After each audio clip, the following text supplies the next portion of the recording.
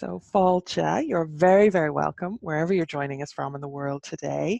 And I'm here with my very, very good friend, Mórrígan Daimler. Say hi, Mórrígan. Hello, everyone. Awesome. So, myself and Mórrígan, just for a little bit of background, we were talking at a Queen Maeve conference run by Lancy Sky yesterday. And it came up, I've actually forgotten, what is the what were we talking about? We had a title here. But it was basically about, oh, Mórrígan, you probably have it. What are we talking about today? I don't know if I have the official title, and I'm already getting weird tech glitches on my end. So let me see if I can fix this because my screen just decided to stop cooperating.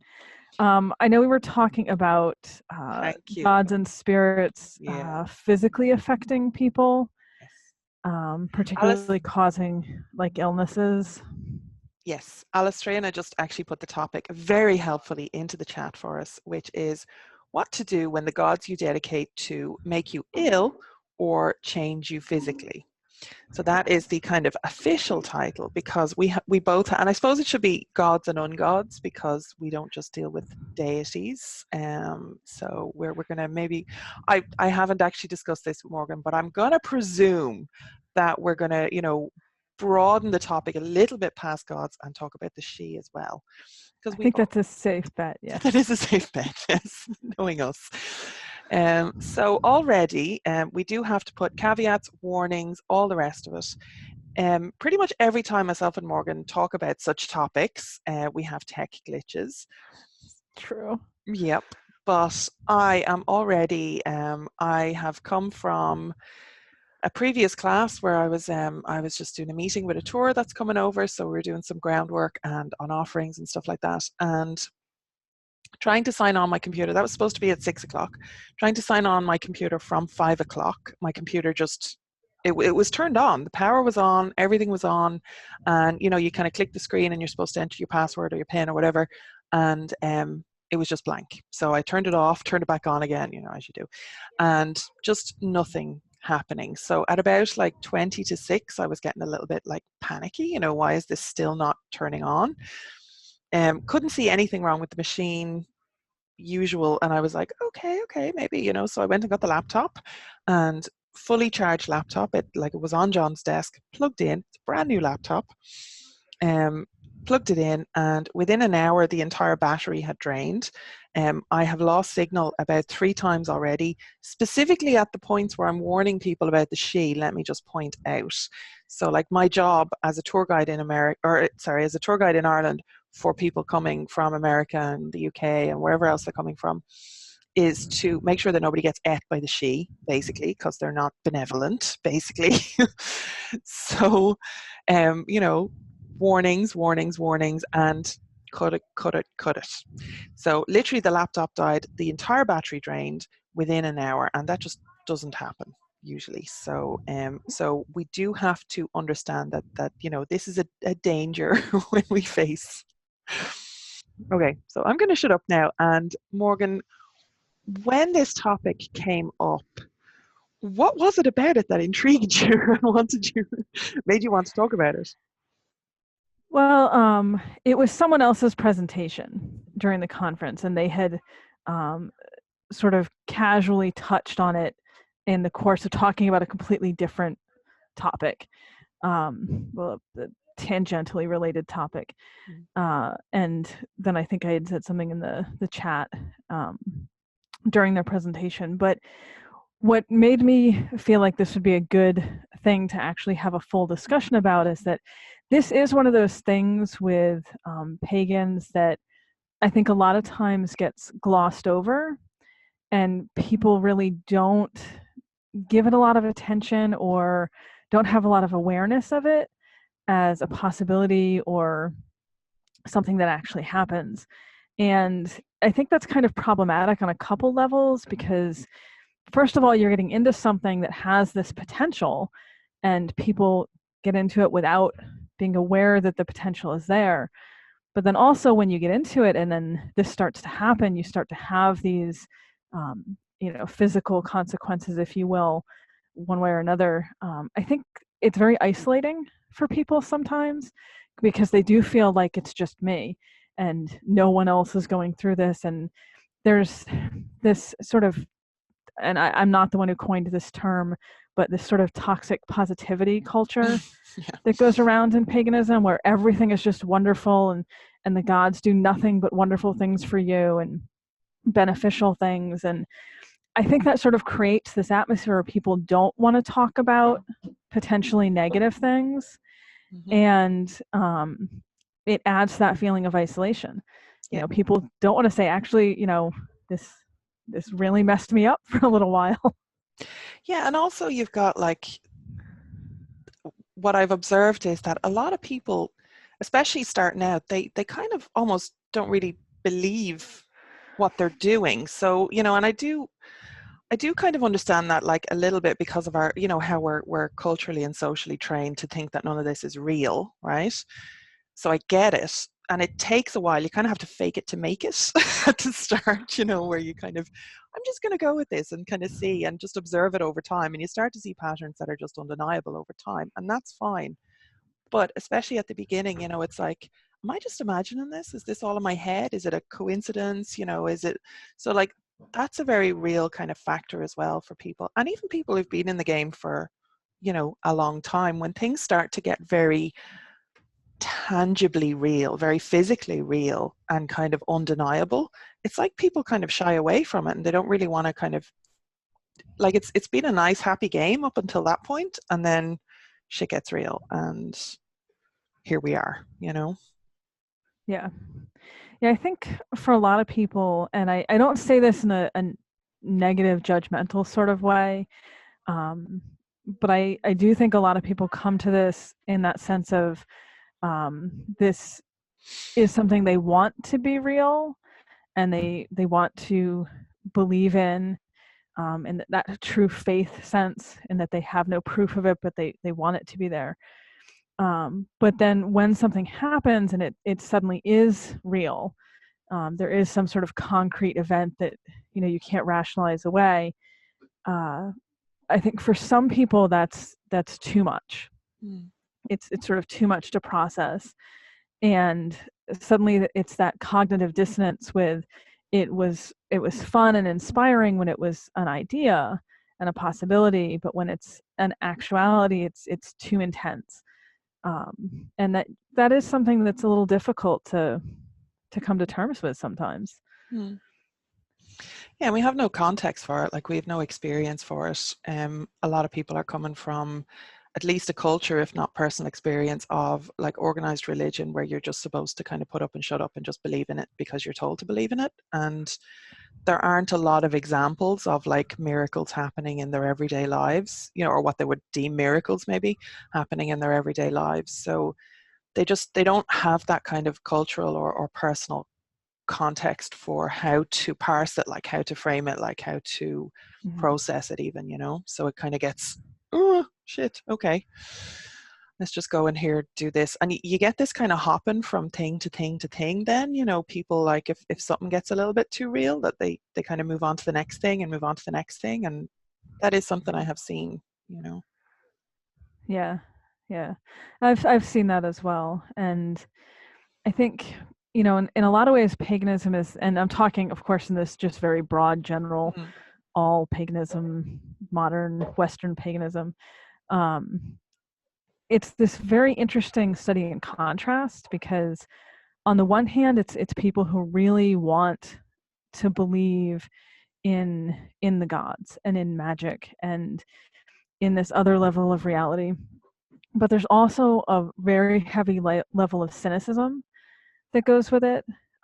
There's this sort of rejection of a lot of the principles and the things that they're moving away from with whatever, you know, faith they were raised with.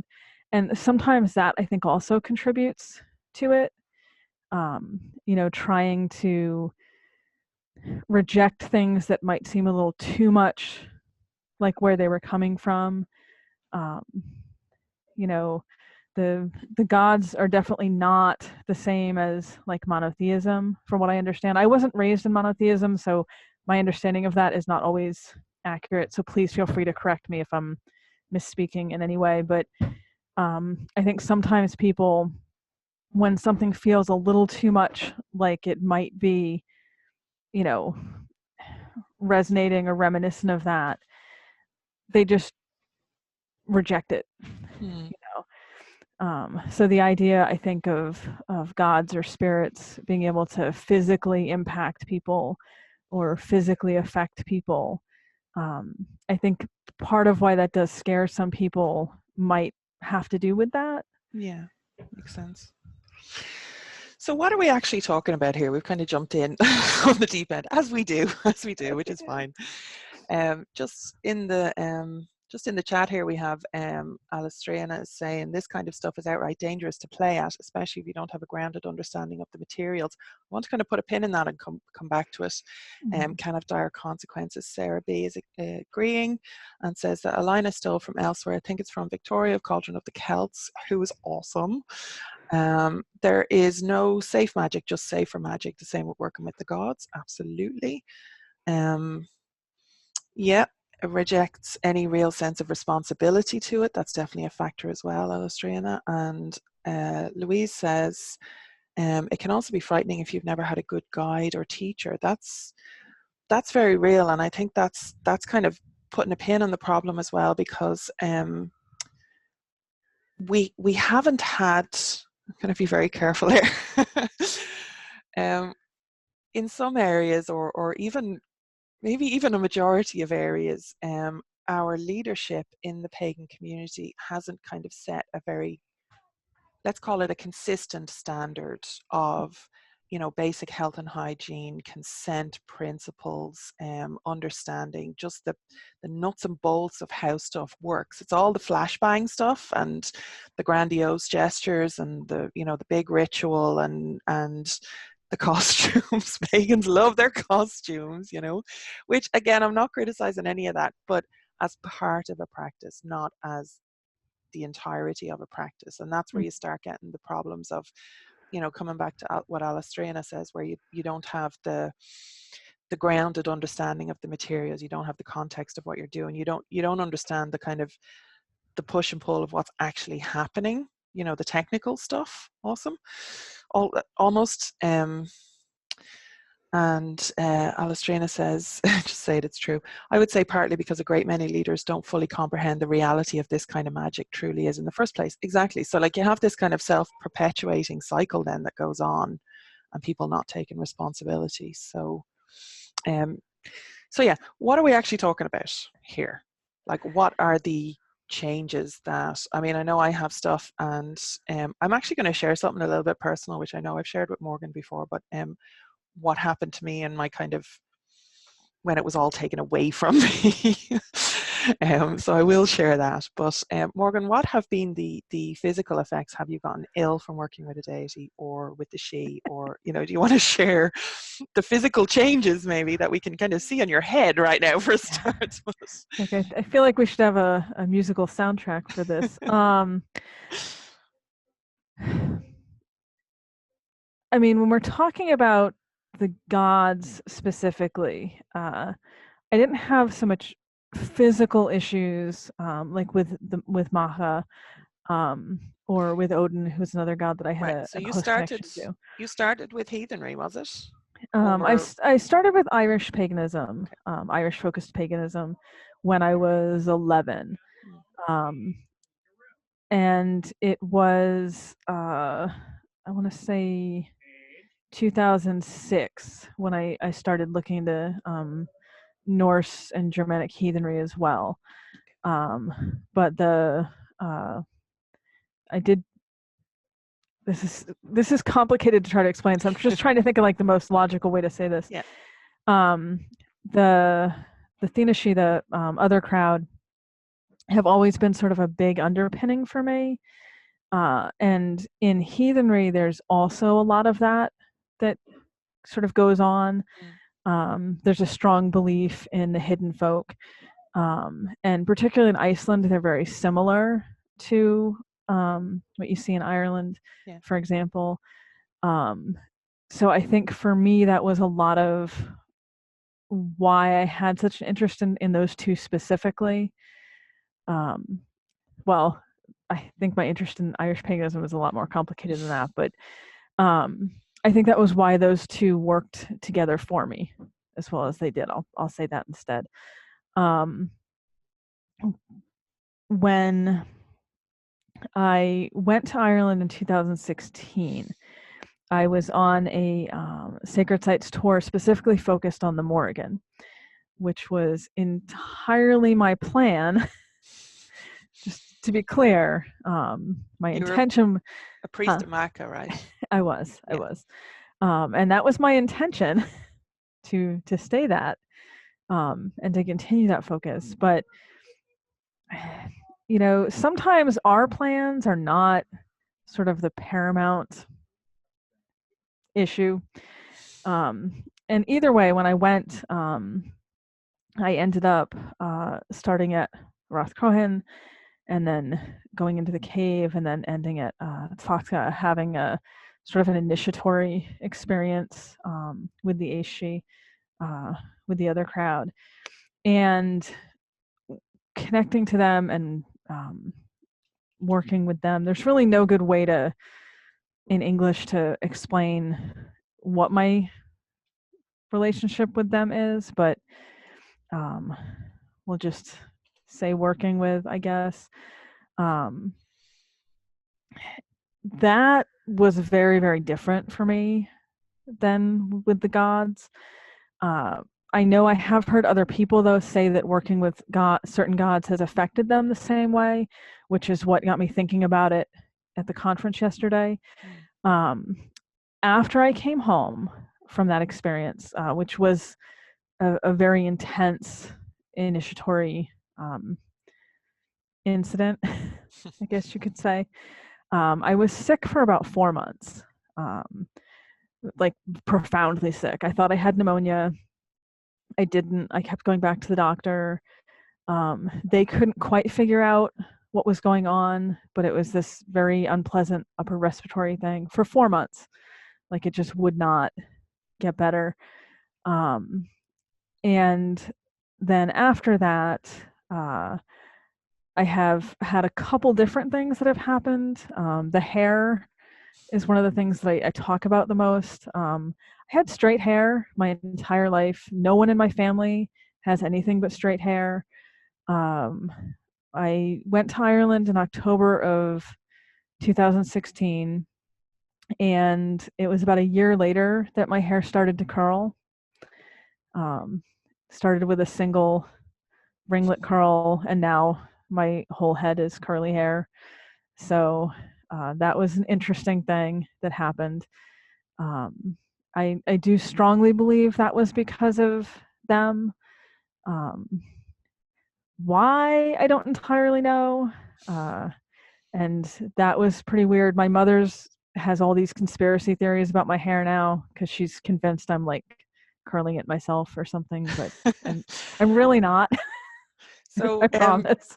I mean, there is a big tradition of the she coming in and messing with people's hair. Like, we have elf locks and elf tangles. We have like a load of protections for our children here in Ireland to specifically stop this, you know? So they don't mess with hair. Yeah. I actually joke, I call them elf curls, which is, I should probably be careful with my sense of humor. Like, if I ever disappear one day, just know that I said something horribly inappropriate, because I'm sure that'll be what does it.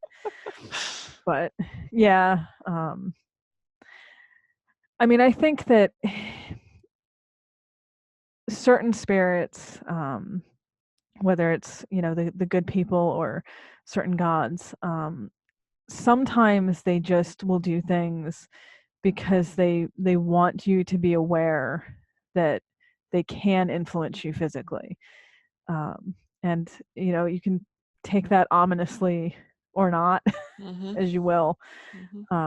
But for me, the curly hair thing, I tend to see it a little bit as a daily reminder of how much influence is going on.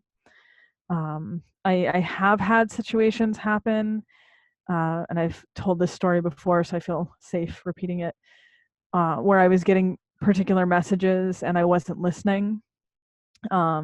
Before I went back to Ireland last April, I was working on a book on Manannan, and I wanted to get it finished before I left. And I was getting told very strongly that I needed to stop.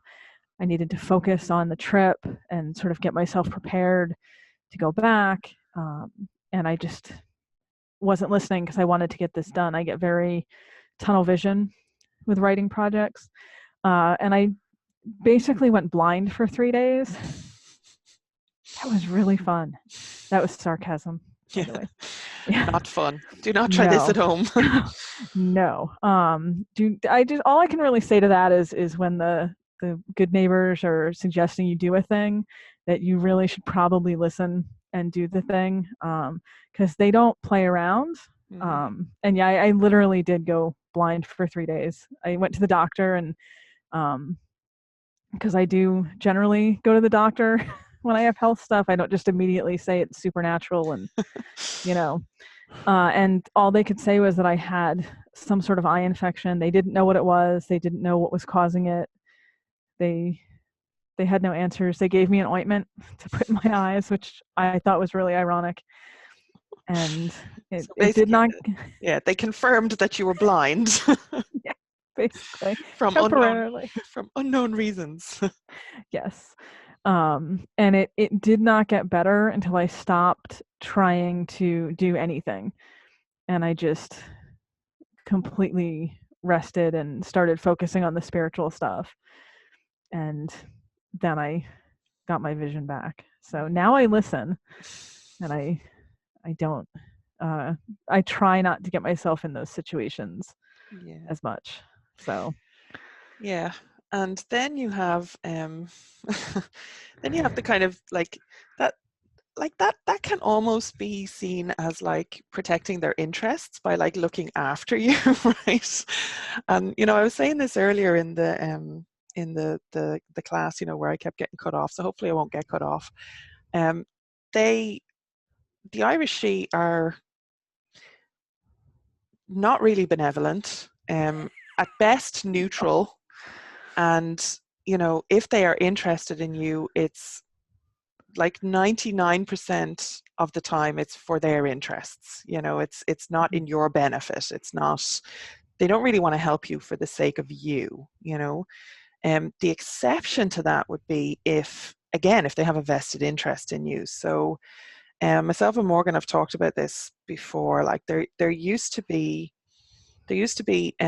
quite a strict taboo on talking about the she, and it's kind of a line that we both walk quite delicately, because like my directive is specifically, and like way back when I agreed to be a priest of the Mórrígan, which is a whole other story.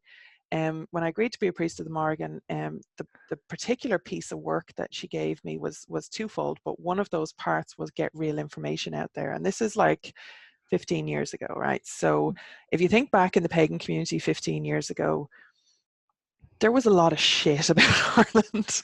There was a lot of like general Celtic kind of shit, but there was really, really a lot of misinformation about Ireland taken as standard. Just, that this is how it is because I've been to Ireland 3 times, so I can tell you how it is in Ireland by a not Irish author,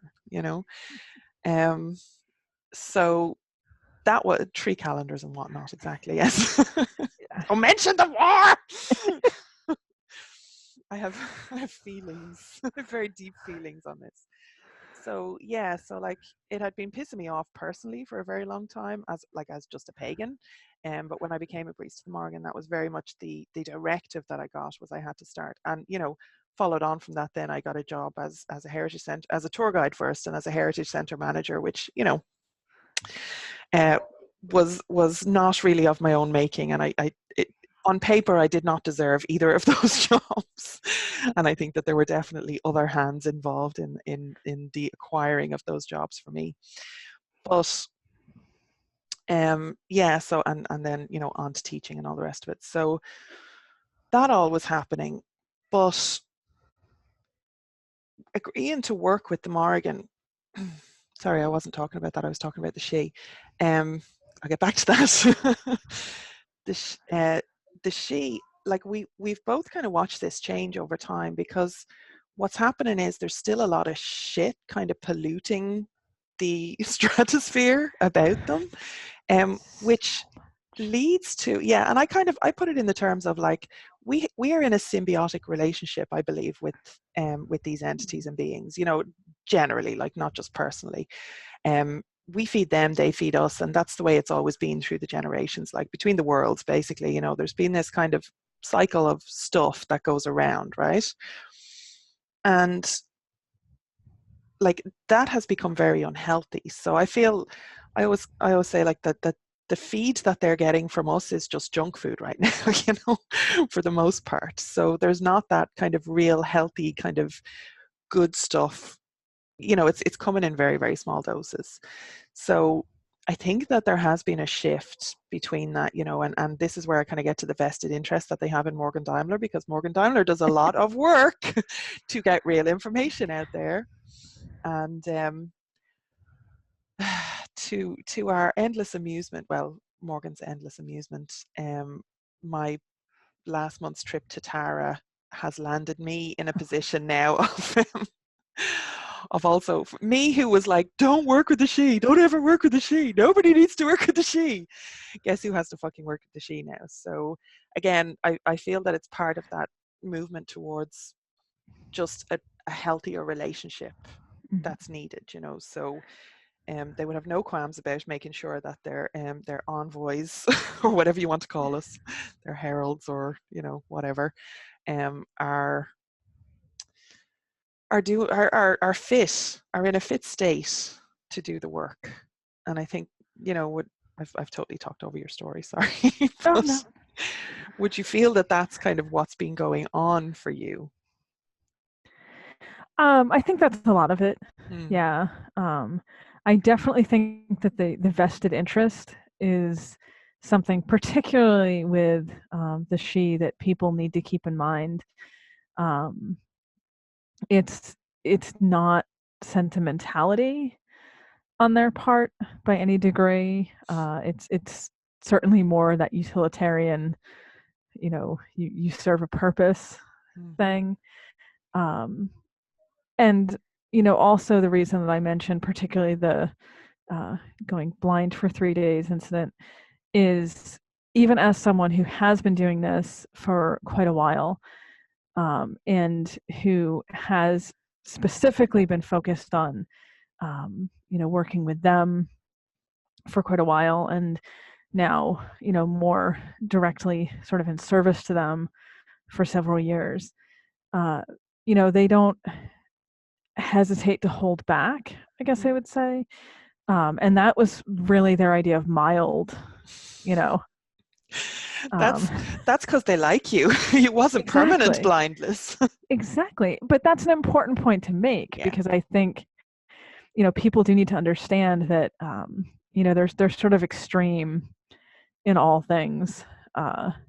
So if you are interested in learning more about them or connecting to them in any way, that is a good thing to keep in mind.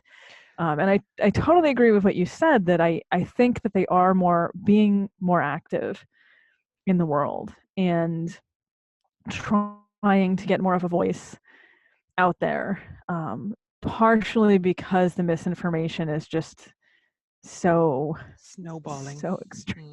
It is. You know, it's always been there. 20 years ago it was there, but just the position we're in now, because of the internet, because anyone can put anything online, anyone can, you know, have a website, can do whatever they want, anyone can publish a book, self-publish a book. There's just so much more bad information that's so much easier to get. And I think that's maybe not something they want necessarily. And it feeds, like it builds on each other as well. Like, so you get one kind of source, and I know we've both had this where there's this like regular thing that we keep hearing and it doesn't sound right and we don't quite know where it's coming from. And, you know, when you trace it back, it comes back to like one kind of Angel Fire website in the 90s that's, you know, put up, or, you know, like some kind of GeoCities stuff that was going on like that, you know, or some kind of vague reference in a you know, vague book that is packed full of other vague nonsense, and, you know, Yep. just gets repeated then out of there. Yeah. Well, and something that I've been talking about recently on my own social media, because social media is a plague, is Morgan has an amazing Facebook and Patreon and YouTube channel. I've convinced Morgan to come on the YouTubes. I'm gonna that's drag true. them kicking It's and fucking entirely, screaming. it's entirely Laura's fault. I have a YouTube. This is true. But something I've been talking about recently on my Facebook page actually is the effect of fiction on pagans, because I get a lot of private messages on my Facebook with people who, you know, just are asking questions for clarification or whatever, and I appreciate that, and I am not saying I don't want people to do that, but it's surprising how many of them are asking me about things that I know for a fact are coming from urban fantasy, because I write urban fantasy, so I read a lot of urban fantasy, and I can usually pick exactly which novel the thing is coming from, but the person, as far as they're aware, it's genuine belief. Like I just had someone recently private message me, and this is not the first time I've been asked this, about Titania and Queen Mab ruling the Seelie and Unseelie courts and the Court of the Wild Fae, which is right out of the Dresden Files, Yeah. Jim Butcher's novels, and that is not Scottish folklore at all. I personally think that there's some opinions that could be said, speaking of feelings, about English theater characters ruling Scottish fairy courts, because I Almost like don't colonialism. Oh, come on. We should take bets for how long it takes me to start ranting about colonialism. you know, it is though. I mean, and I don't. I suspect that the reason that author chose them is just because they're names that quickly come to mind for fairy queens, and, you know, American author didn't really do much research, just picked a couple names, tossed it on some folklore, Yeah. whatever. But it really is. I mean, it's so politically incorrect and insensitive Yeah. to have done that. And that now you have pagans who are actually putting it forward as a belief system, and that's so problematic and not okay at all. And, you know, we do know who the Queen of the Unseelie Court was in Scottish folklore, and to just sort of ignore that and replace her with an English theater character. Yeah, and just to kind of It's clear, very cringy. Queen Mab is not Queen Maeve. They are completely unrelated. Those are Yes, not the that same too. things. No. Just let's just get that out there as well. We have a question here. Angela said, now I know you, Angela said, are you recommending people shouldn't get involved with them? Morgan says, I recommend caution in Morgan's ever politically correct style. I too recommend caution. And I can only say, like, obviously we can't tell people what to do, and we wouldn't want to tell people what to do because that's a whole shitload of responsibility that neither of us would want. But I have worked consciously in Irish paganism for 25 years and have literally, like, I'm 41 this year, and I've grown up my entire life with the She, with stories, with beliefs, with traditions. Like, it was very strong in my family and around me when I was growing up. And I can only say that, like, the only reason that I'm even entertaining work, and I say even, I still don't want to commit to it. The only reason that I have to start working with them now is because there has been a series of events that have led up to this, that, like, it's just part of a bigger workload that I'm involved in, and at this point it would just be ridiculous to kind of leave them out of the work that I'm doing, you know. And they're getting a little bit pissed off with me that they have they have been left out of the work that I've been doing up to this point, you know, to the point where I actually currently have a liaison that I have to work with, and I am under no illusion as to exactly how much of an eye this liaison is supposed to be keeping on me to make sure that I'm doing the work that they want me to do for them. Right. So, you know, like none of this is by choice on our parts. No, I think, I mean, from my perspective on that, I think that for some people, it's almost like a self-defense kind of thing. You're going to have them around whether you want them around you or not, and it's better to understand how to deal with them safely than not. You know, that was sort of the case for me, and I also think that there's people who are going to interact with them, whether it's foolish or wise, and for people who are just determined to go down that path, it's better to do that safely. Yeah. You know.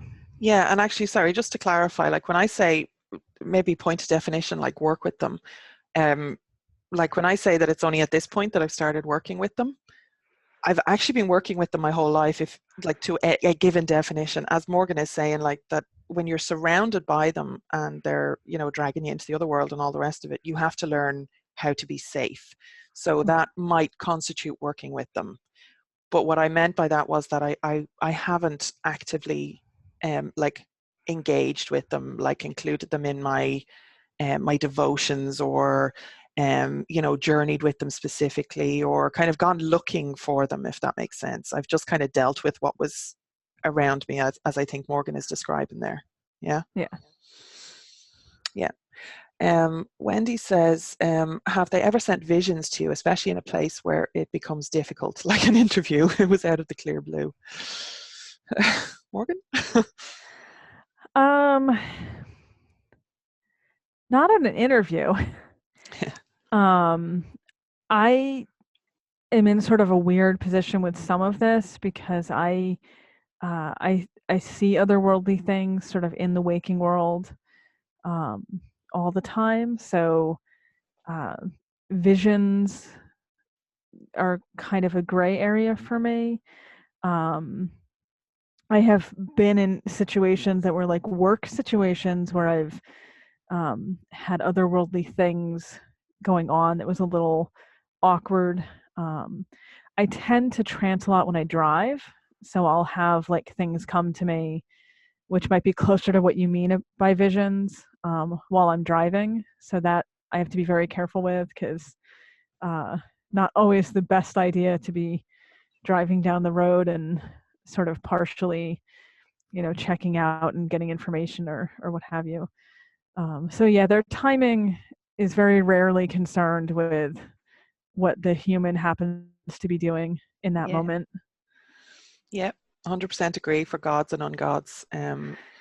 They, as I said at the start, they very much, it's their timelines, it's their interests, it's their concerns, it's what they want or need. And, you know, the same thing, it's kind of, I would get kind of downloads, not visions, I'm not visual, but I get like downloads. So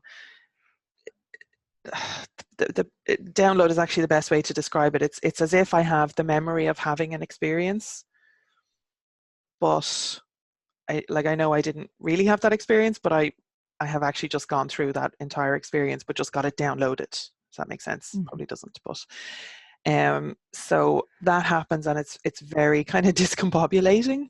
You know, when you're in the middle of a tour, or, you know, at a meeting at Dublin Castle with like government representatives, and you're talking about like protecting a sacred site, that you obviously have this other vested in, no, I'm talking me, have this other kind of whole other layer of like vested interest going on, and like concerned parties that are not on the paperwork, you know, who are all kind of scrambling to get heard, and, you know, to make sure that their own concerns are being taken care of. So like situations like that can be really fucking awkward and difficult to deal with. And again, they have no concern for, hello, I might lose my job right now, you know, because I'm, you know, they're trying to use me as a fucking mouthpiece, and like that's it. So yeah. Do you have anything else on that, Morgan? Or No, I agree with with how you just put it. That it's, again, I think it comes back to that usefulness. If they feel like you can be useful to them in that moment, then that's really all they're going to be focused on. And not so much whether it's going to be awkward for you or get you fired or, you know. Yeah, and worse. like we're kind of like we've been talking about the she so far, funnily enough. We do actually have a class coming up on the 17th of March that Mórrígan is going to be pulling the wings off fairies at the irishpaganschool.com. So do go and check that out if you're interested. I'm excited for that one. Yeah, it's going to be good. But yeah, like we're talking about the she, but it really does go for gods as well. And I think the Irish gods in particular, now I don't have a huge amount of experience with other gods, in fairness, but it definitely holds true for the Irish gods, and some more so than others. Like some are very kind of concerned about their vested interests and the work that they have to do. Totally looking at you, Mórrígan. And some are kind of a little bit more kind of easygoing and just, they have other concerns or other interests, and some of those are genuinely, your good health. Like I would say the Dagda has a very vested interest in our good health in this household, and our safety and our sleep and our food and stuff like that, So, yeah, and actually, I suppose that's kind of a segue as well. I know we have some questions here, which I'll get back to. So that like 15 years ago, I was already a pagan for 10 years. And when the Mórrígan kind of took over the running of my ship, and there was just this constant like drive of like stuff. Now, I believe that she wanted, or she was interested in me because I'm that type of person anyway. I'm quite driven, and I'm quite focused, and I'm quite organized, and I get things done, and I can kind of spearhead quite easily, and that's really what she needed in that, like that, those are the pieces of work that she was giving me. But it really did get to a point where it just became a habit for me to just push and push and push and push. And now there was other factors in that as well, but again, I think that that's part of what drew her to me, or made me a viable candidate for what she needed. Because I mean, I was in like post-relationship trauma. I had a whole lot of stuff going on that meant that it was an escape for me to do this work, and my paid work was aligning with the spiritual work that she wanted me to do, and the work that she had given me. So everything was kind of stacked. I was going to say stacked in my favor, but actually stacked in her favor. And I think that the gods can be quite like mercenary about stuff like that, with their own kind of concerns. And I know, like, Mórrígan, do you have any examples of that? I just don't want to kind of overtalk. No, I agree with what you're saying. Yeah. I definitely know quite a few people who, after they particularly dedicated to a specific deity, so that's sort of that more intense specific connection with a deity, had a very intense response to it. I know that a lot of times people make that connection at times in their own lives that are full of upheaval, that have a lot of things going on. And I definitely agree that particular gods or goddesses will, I would say, focus on necessarily, or not be drawn to exactly, but connect with people based on the circumstances they're in and the type of person. We tend to say in my sort of local Mórrígan community that she's very drawn to people who are broken in some way. Yep. And when people who are like that, and then she comes into the picture, it tends to get worse before it gets better. Yeah. With her. Yeah. Getting back into our original topic of the gods physically, or otherwise affecting people. Yeah, and like they're not above exploiting, especially the Mórrígan. I found she's not above exploiting vulnerability for her own ends. And I know that sounds really harsh and not what a lot of people are going to want to hear, but it definitely has been my reality and the reality of multiple people that I know that are dedicated to her. And like a common kind of, I think this is becoming more kind of widely known within the Mórrígan community maybe, and definitely like it's definitely been discussed more in the last couple of years. And I don't want to dismiss people's agency as well. I think that, you know, and this is why I always bang on about making, you know, a contract and agreement, making sure that you're getting you know, that this is part of the relationship as well. So it's like making sure that your needs are going to be met in this, and you know, and you know, if you're dedicating to a deity, and this kind of answers your question here, Alistrina, that you just put in, how do you safeguard against it then to protect your own physical and emotional needs within that commitment to your deity? Dedicate for a year. Like it's traditional to do a year and a day, and like have a fucking trial contract with that deity. Like don't be afraid to do that. You know, see, is it going to work out? Like, see, is it going to be, you know, and stick to it, like commit to your part in it. And at that point then, if you have you know, you haven't dedicated your fucking life and your next 10 lives to this deity, you know, that's really important, like contracts and agreements. And that's the same for the she and the same for the gods, and you know, all of that. Always read the fine print. Mm-hmm. And if it seems too good to be true, it probably is. Yeah. Particularly when you're dealing with the other crowd. Find a good lawyer, Yeah. basically. Because We laugh. we laugh because it's true. But you know, just what I find a lot of with pagans, and again, this isn't a judgment or a criticism, it's just an observation, is that there's not a lot of self-advocating when it comes to the gods. That people just sort of jump right in and immediately are, you know, saying things in very short amounts of time, like, I give my entire soul to you, I dedicate every aspect of my life to you, you know, this life and beyond. And that's just such a dangerous thing to say, particularly to certain spirits and gods.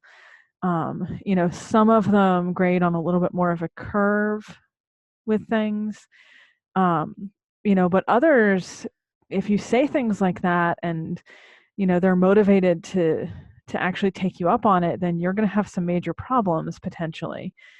You know, I do always tell people on the subject of the other crowd that, you know, either they're going to be interested in you or they're not. And if they're not, there's nothing you can do about that.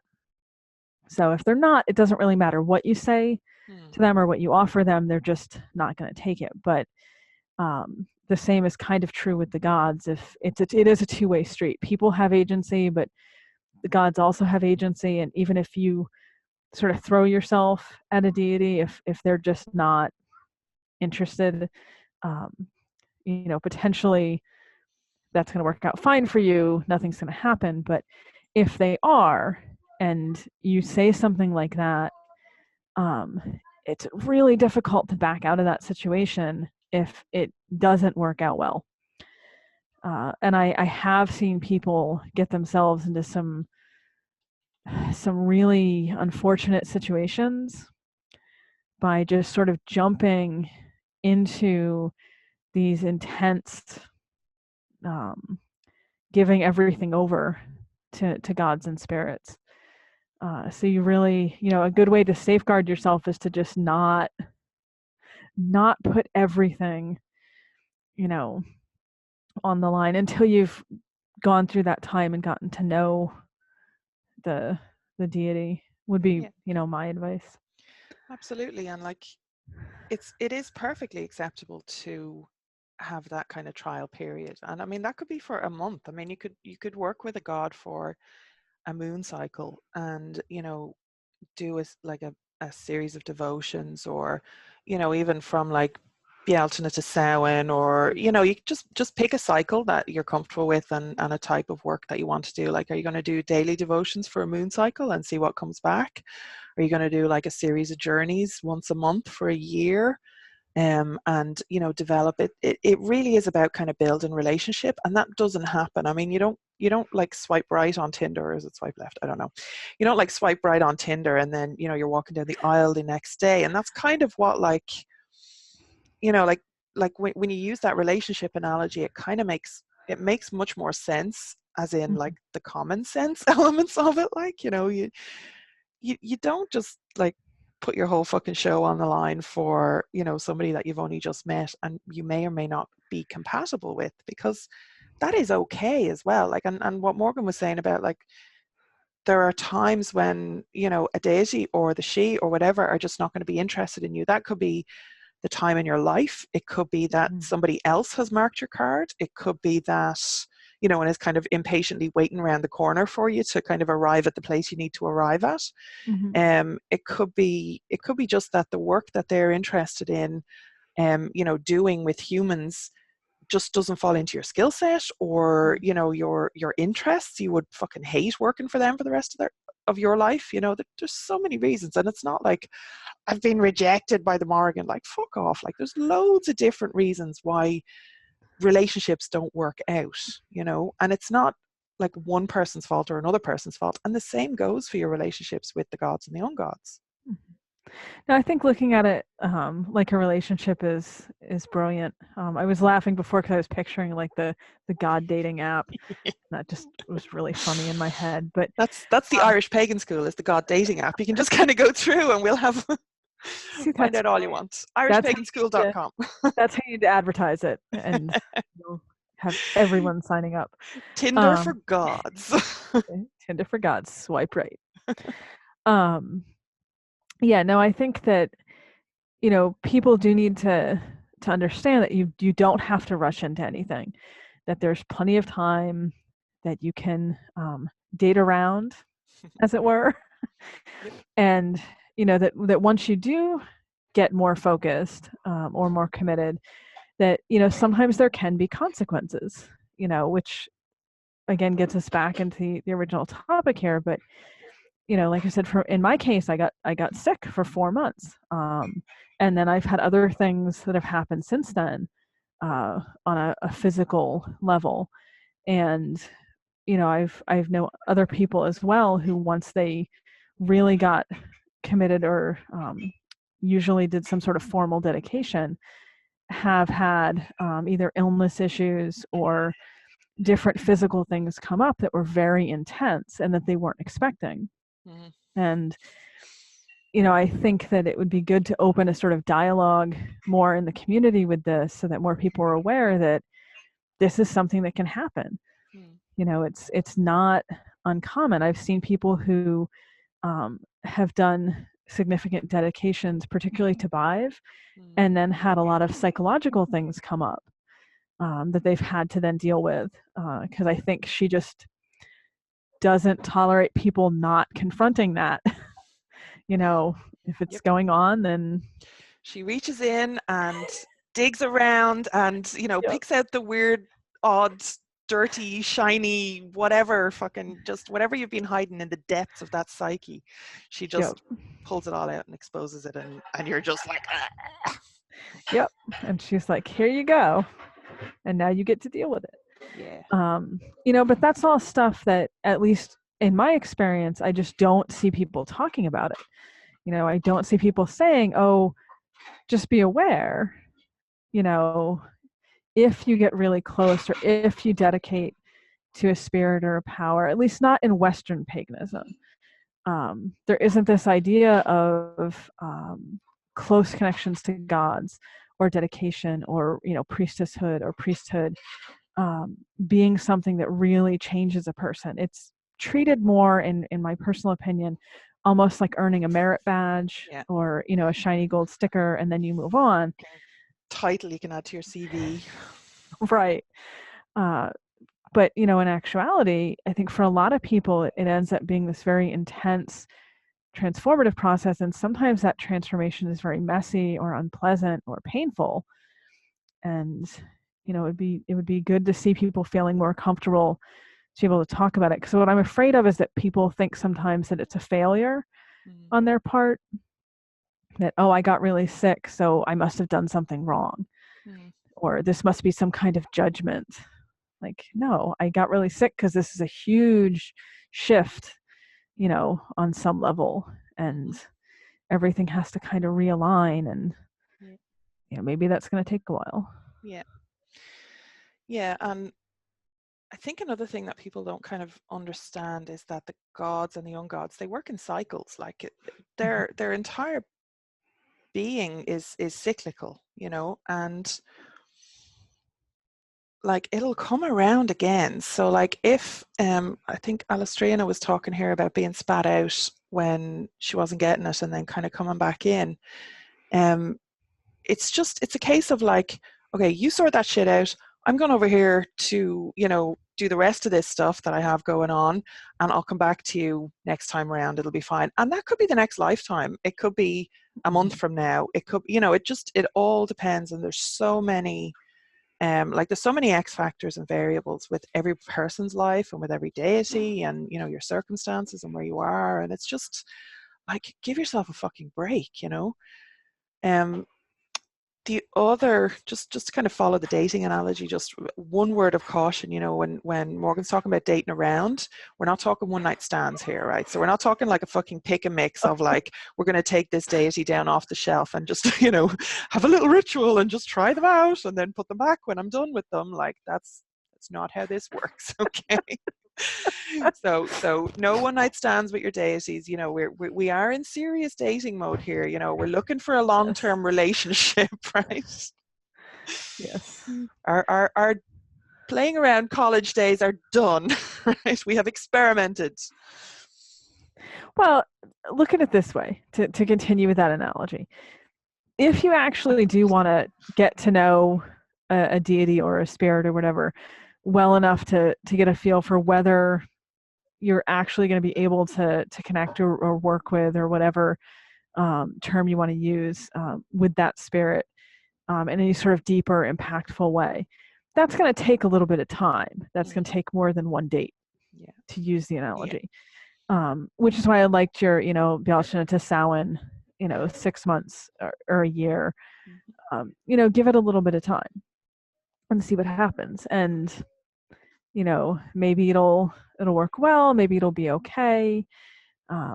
Maybe you'll start with 1 and end up with 5 sitting on your altar, which is what happened when I started connecting to Macha, and then I had Macha and the Mórrígan and 5 and Nuatha and Dagda, and it was just a party up in there.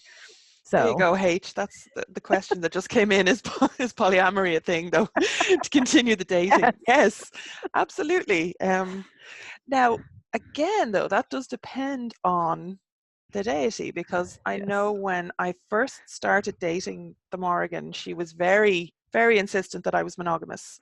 It was like vanilla monogamous. You're mine. That's it, right? And it was only later on that I got apprenticed out to Monaghan and MacLear, because there was work that I needed to do that he could teach. Now, Maeve has always been kind of around, but that was more like a working relationship, as in like my professional relationship. And since I've moved down to Waterford, my relationship with Maeve has gotten a little bit more personal, because I don't have, it's like we used to work together and it was all cool, but then, we stopped working together every day and we realized that we kind of missed each other. So, we're trying out a few little experimental dates now. But it's kind of weird, because we used to be professional colleagues, but like now I find her kind of hot. So things are shifting a little. We're really breaking this metaphor. That's a good metaphor, though, honestly, for this. And I've had a similar thing where when I was more focused on the gods, to use the generic sort of gods term, definitely had the sort of god polyamory going on, if you will, the real polytheism, where it was multiple gods. But once it became really more focused on the Aishi, that really changed. They made it clear very quickly that it was just going to be them. And there's a specific fairy queen that I am sort of specifically focused on. And she was like, no, it's just going to be me and nobody else. And, within, I think it was 6 months to a year, everyone else, every other god that I had a connection to or had been honoring, worshiping, whatever, in my home, got kind of cleared out. Not always voluntarily on my part, but so some of them definitely don't share. Yeah, and that's okay as well. And again, that kind of depends on the terms of your contract. That's why your contracts are so important. So it is kind of, it is one of the things that you need to clarify. And we're talking about like making contracts and stuff. And the common question that comes up is, how do you negotiate with a god, or how do you, how do you form a contract? And my answer is you journey. I journey.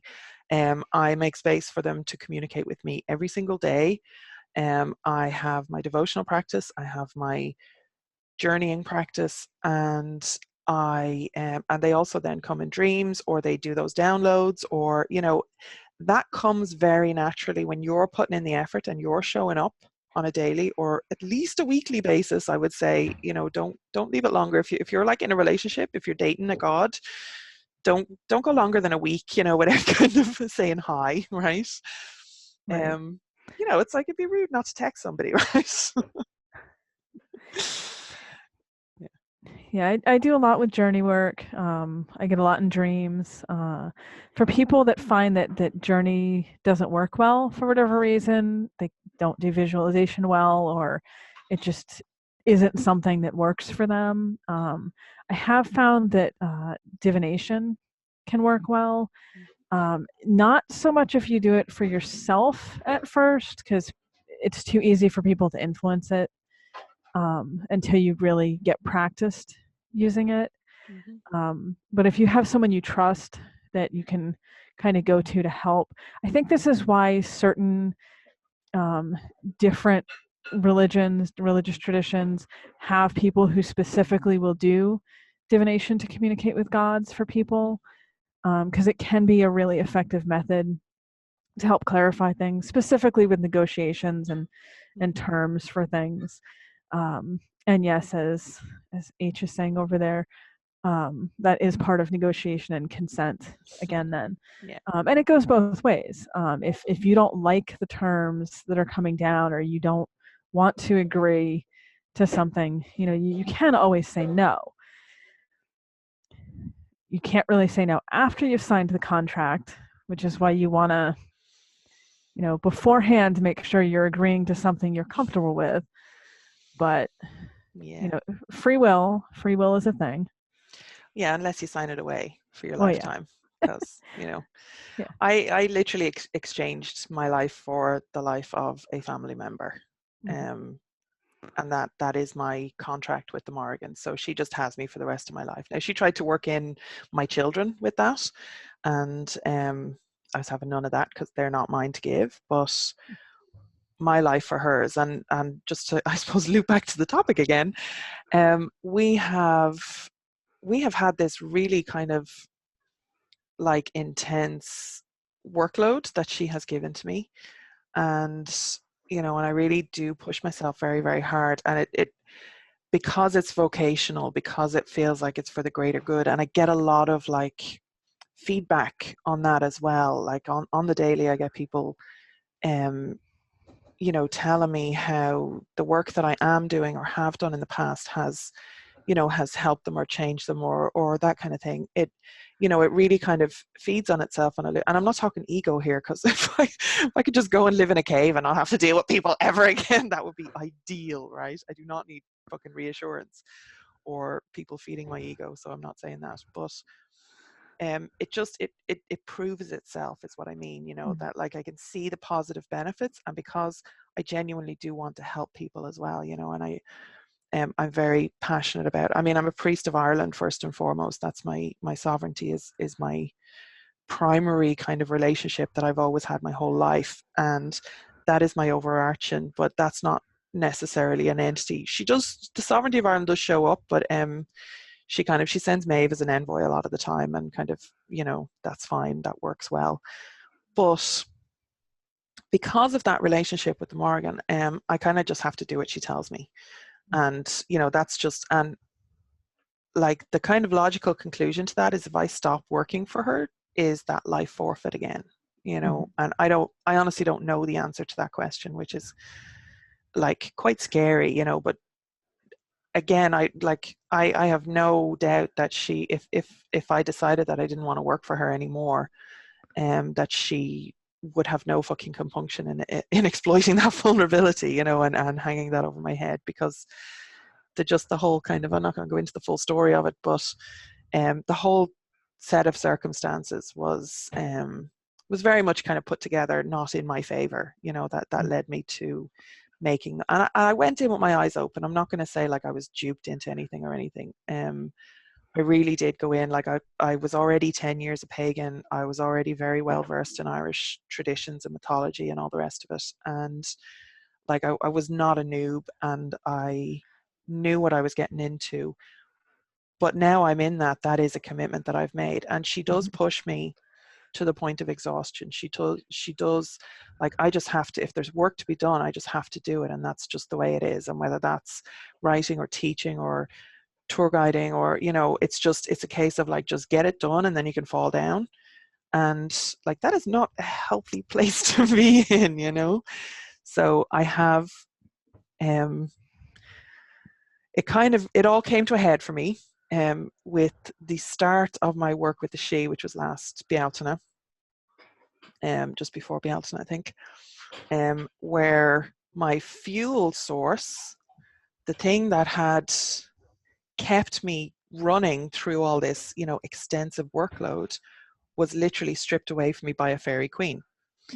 And looking back now, I didn't understand it at the time. I thought that there was more going on, because this fairy queen was directly connected to the source of that fuel source. If again, I don't want to get too personal here, because this is definitely going on YouTube, but I was basically running on fucking rage and pain. And that particular fairy queen was connected to the person through bloodlines who was the source of a lot of that rage and pain. So I had been using this as fuel. And when she cut that line, I was just empty and hollow. And I know we talked about this at the time, Morgan, and since. And I literally didn't know what to do with myself, because this is like, this is over 20 years of of using this as like the things that were happening to me, and the things and the results of those things. And all the bad stuff was just recycled into this like burning fury, righteous fury that was driving me for a long time. And like when that was taken away, I crashed, and my health crashed, my self-care crashed. Everything, all the processes that I had been using just to keep me going were irrelevant anymore, because none of my old kind of tried and true techniques were available to me, to keep going. So I literally didn't have a choice. And that's why anybody who's been following me on social media over the last kind of year or so will see that like my self-care and my conscious kind of processes and management of my mental health and my physical health, and all of that has really become a focus for me, and it's not some kind of self-improvement kick I've on. It's literally been survival, because I did not have anything that was fueling me or feeding me or giving me energy. I had cut myself off from all the natural sources. So like that's kind of a dangerous position for anybody to be in. And until it was gone, I didn't realize how deeply entrenched in that cycle I was. And the Mórrígan was definitely using that to her own ends. Yeah. Which, I mean, like you said earlier, she's always gonna use what works most for her. I mean, the same can be said, of course, for them.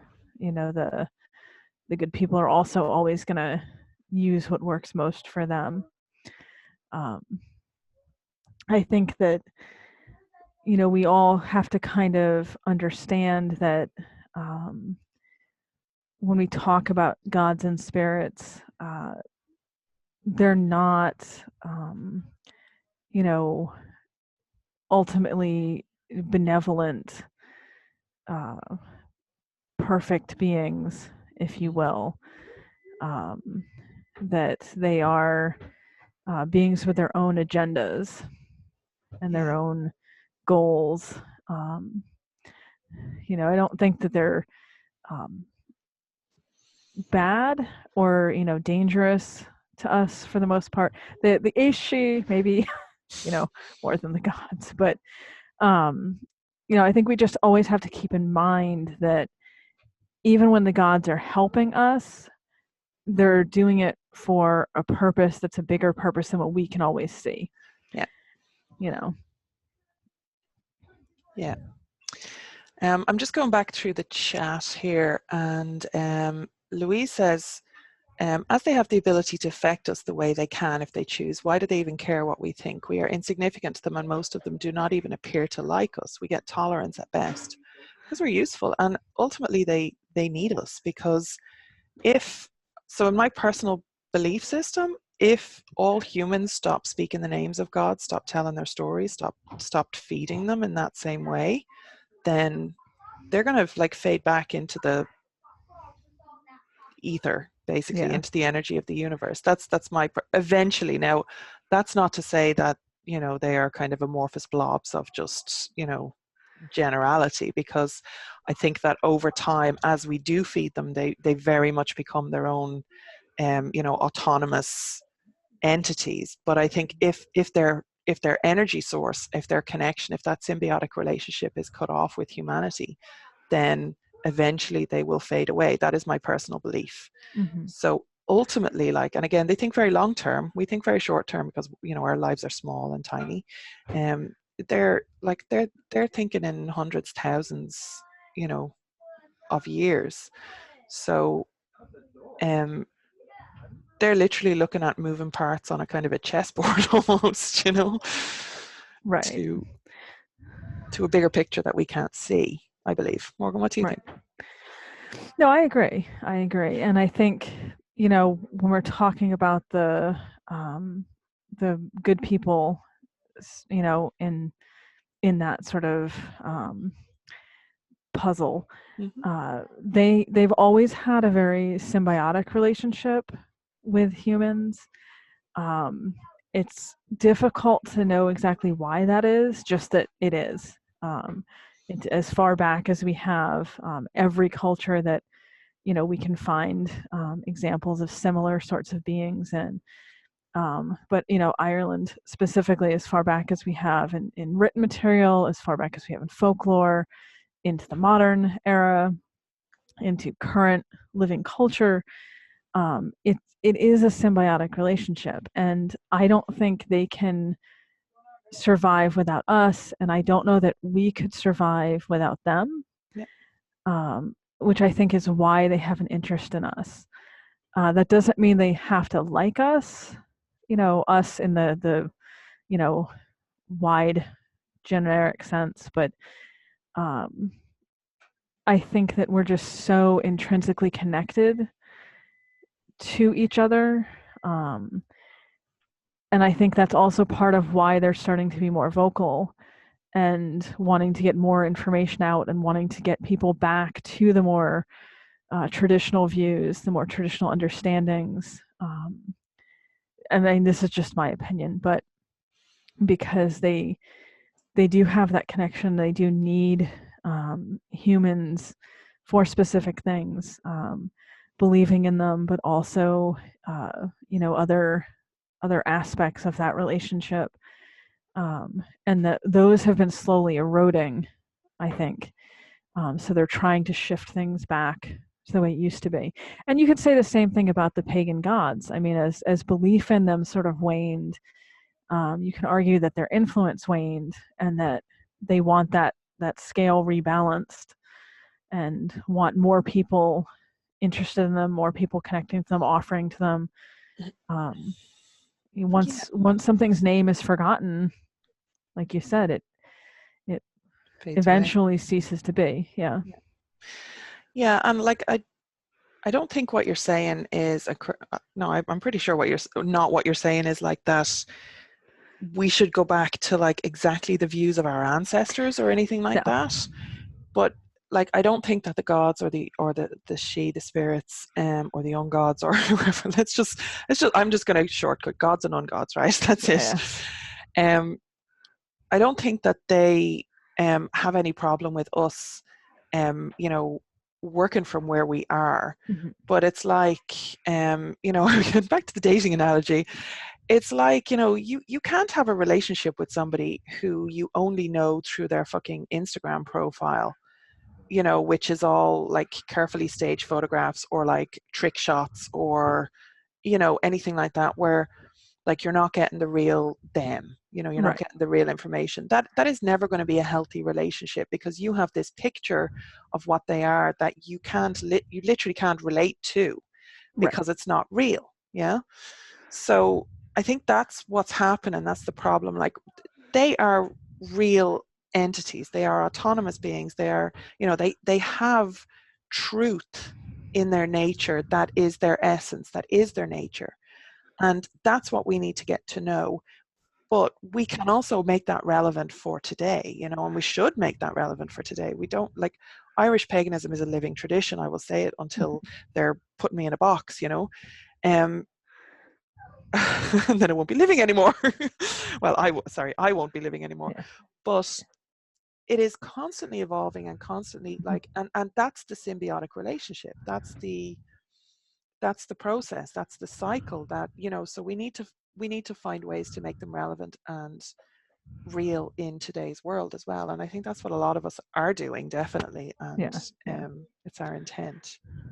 Yeah, when I say going back to the more traditional views, I don't mean traditional in the sense of like 500 years ago. I mean traditional in the sense of what the living culture believes, as opposed to American pop culture. Because, if you open the majority of American pagan books that talk about fairies, they're going to be talking about fairies from a New Age, theosophical, strange viewpoint, in my opinion. It's a lot of, spirit guide, out for your best intentions, want humans to evolve to be the best beings that they can be. Fucking Doreen Virtue has a lot to answer for, doesn't she? Yeah, well, and this is even, beyond Doreen Virtue. I'll be super bold here and name some names, but if you read R.J. Stewart, if you read Matthews, John Matthews, if you read some of the American pagan authors that write about witchcraft with a more fairy twist on it, they're sort of the ones who are taking this more nature spirit guide angle, and it's just so disconnected and foreign to what the the living modern culture, or the traditional folklore. It's literally like they're talking about a completely different, separate kind of being, and they're just using the same name for it. They've never met our lake monsters, obviously, or our bog monsters. Our bog creatures are very I think they get extra points because they're like land and water spirits, and they just they have like a double fucking dose of power going on there. It reminds me a lot, and I'm going to use a pop culture reference after just complaining about American pop culture, but it reminds me a lot of the scene in Labyrinth where the girl, the main character, sees the little goblin guy squirting the fairies with the pesticides, and gets all upset and runs over and picks it up, and it's like, why did you do that? And then the fairy bites her, and then she's upset because the fairy bit her, and Hagel's like, well, what did you expect a fairy to do? And she's like, well, I thought they did nice things. But it's that exact same mindset of like, you know, this is the reality. They bite you. Mm-hmm. And me and Morgan definitely have the hoggle mindset of, well, shows what you know. Yeah, exactly. Exactly. I would have the little spray can going around the yard. Yeah. That is literally what we do with salt. I mean, come on. Salt and iron is our version of that, right? Pretty much. Yeah. Sarah says, Laura, your download analogy from earlier makes sense because I've had similar once or twice. It's not common for me, but it's not unheard of either. Awesome. Annie says, when I first started my otherworld journeys, I did get really sick. Looking back now, it was a blessing. It made me slow down and make the space in my life that was required to honor and respect what I was engaging with. Totally feel you on that one, Annie. And Angela asked, if it's not easy to separate truth and fiction on the web, can you recommend any books to study? And she was looking for the ASHE specifically, and I said books by Daimler, Catherine Briggs, Eddie Lenihan. Anybody else you'd add to that, just off the top of my head? Claude Lecatou. I'm sure I'm mispronouncing his last name horribly because I don't speak French well. He focuses more on continental. He's French, so he writes about that sort of area, France and Germany specifically. But he's written several fairly good books on household spirits, the wild hunt. He has one on fairies and witches and the astral double.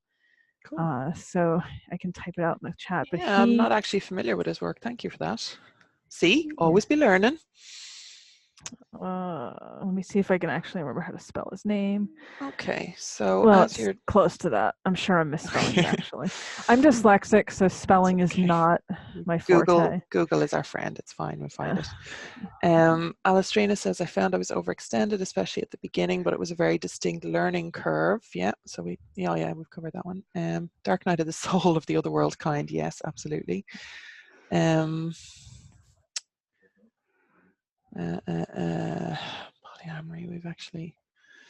Clanspant says, I love that belief system. It's very like the Terry Pratchett theology. They exist based upon our belief in their existence. Yes, and actually, I have it on good authority that Pratchett was a member of a witchcraft coven, or at least had a dalliance in that area in English traditional witchcraft. So, that would make a lot of sense. Yeah, a lot of now that was way, way back in the day. So a lot of Pratchett stuff might be based on, kind of good, solid pagan belief. But yeah, when I first read Small Gods, it was the first time I'd been looking in pagan books, but Small Gods was the first time that my understanding of the cosmos was actually in print form in front of me. So I was very into the great and mighty god as a tortoise. Yeah, Lords and Ladies is one of the best books about elves and fairies that I think I've ever read. Because they're just vicious. And they're very inhuman. I think one of the problems that people can run into is really anthropomorphizing them, not physically, but mentally too much, and ascribing really human motivations to them. Just because they can sometimes look fairly human doesn't mean that they are. And I've described their motivations as alien, in that, like, not alien as in extraterrestrial, but alien as in just completely so different from ours, and their concerns and their understandings and their, whatever passes for emotions, and all those kind of things are just completely alien to us. And it's only when you kind of spend a significant amount of time in the other world that you really get like a full kind of sense of that, of how different it is. Sarah mentions American gods, and is there really such a thing as a healthy relationship with the gods and ungods, is Carol's question. I believe so. I believe that everything that we've talked about here about contracts and agreements and building right relationship with them is very, very much, about developing a healthy relationship with them. I think a lot of what causes people problems is not having boundaries and not retaining that sense of free will. Just based on my own observations, there's just so much of that jumping right into it and then giving up pretty much everything, your own agency, your own sovereignty, and just saying, well, I'm everything in my life, my soul is totally given to this being, and therefore, I have no control over anything anymore.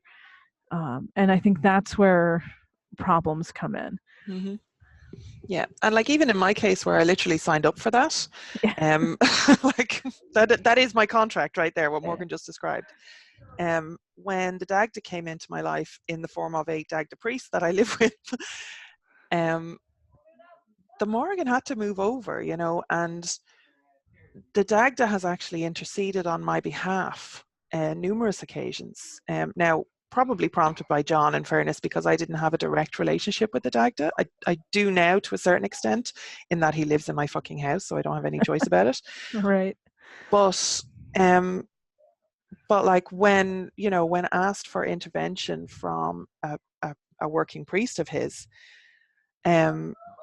he has stepped in and he has interceded, and she gets very fucking grumpy about that, but like you can develop relationships if you have a contract or a relationship with a god. Like you can ask for intervention. Like they all have relationships with each other as well, and I think that's something that people kind of, again, if you're taking a deity off a shelf and just not interacting with them as a an autonomous being, just as a statue that you can kind of work into your rituals, you don't get that sense of like all their connections and their relationships that are going on. And like I've mentioned the Mórrígan and Maeve. The Mórrígan and Maeve don't have a direct correlation in the stories. I've been told by people that they are mortal enemies, which is the biggest load of bullshit I've ever heard. Sorry, in my experience, it really is, like, because they're colleagues. They don't necessarily work together, but they definitely know each other. Mórrígan and Dagda are literally like married couple, and maybe not married in the same sense that we would understand married, but like they are husband and wife at various points in the text, and they have a relationship. Now, the Dagda also has relationships with other people, and that's fine. But there's like the Mórrígan and Manannán, like they're both concerned with the other world, so they have a working relationship as well. So like you can look to, like, Breach is the Dagda's daughter, so if you happen to have a relationship with Breach that's pushing you too hard, the Dagda could intercede there. He's good for this, by the way. He is good for this. So I would say yes, there is such a thing as a healthy relationship, but you have to advocate for yourself. And if you find that you're in a position where you can't advocate for yourself, either get another priest involved if you can, or go directly to another deity that it makes sense to, and again, don't just go asking for stuff. You would have to go through a process of building relationship with that other deity as well. Right. So Louise has a question. How does ranking work in the other world? If a fairy queen can push out a deity, how does that work? Sorry for these questions. It's fine. We're here for questions. I'm inexperienced as I've never worked with the other crowd. So the fairy queens are a complicated topic because there's really a fine line, and the majority of Irish fairy queens really are goddesses. I just personally relate to them as fairy queens, so I refer to them as fairy queens, but they were originally goddesses, and then I think as belief kind of shifted, they shifted into the role of fairy queens because they were still believed in, getting into the whole idea of belief and power and being remembered. So they have a little bit of a different persona, I guess you would say. They've evolved and changed with the times a bit, but effectively they're still goddesses. So it's more goddesses influencing or interacting with other goddesses, in my opinion. Yeah, and like to answer the question directly, the ranking in the other world, it's not, well, in the Irish other world, in Irish paganism, I don't think that, like, we have this concept of hierarchy that just doesn't apply. I mean, even the two of they Dan and like the family relationships are all kind of messed up, and everybody's all over the place, and people die and then come back, and you know, it just like it's much more an organic kind of lump than you know, a strict kind of tiered system. And you'll find at different points in history, different deities or fairy queens, or as Morgan described, like maybe they were goddesses back the way, and you know, now they're fairy queens, maybe they'll be goddesses again, you know, in 20 generations, like who, you know, who knows. So it's like they have, again, they have these relationships that we don't understand. We can maybe observe bits and pieces of them, and you know, sometimes the patterns are kind of repeated, so we say, okay, well, that's a given, like the Dagd and the Mórrígan being, you know, having some kind of relationship. So like I think our like our hierarchical brain comes from that kind of, you know, feudal system, the Norman kind of feudal system of like the tiered system, and Irish culture wasn't that. It's not that there wasn't like a class system, because there was, but people kind of moved around a little bit more fluidly within the class system. So, and that is the society, that is the culture that our gods and our own gods developed from. So it makes sense that they wouldn't have the, you know, colonialism, the Norman feudal structure to them, again, that we're kind of conditioned to. So I don't think that there is ranking as such. Now, I would always, like, I have regularly referred to the Mórrígan as like the queen of the other world.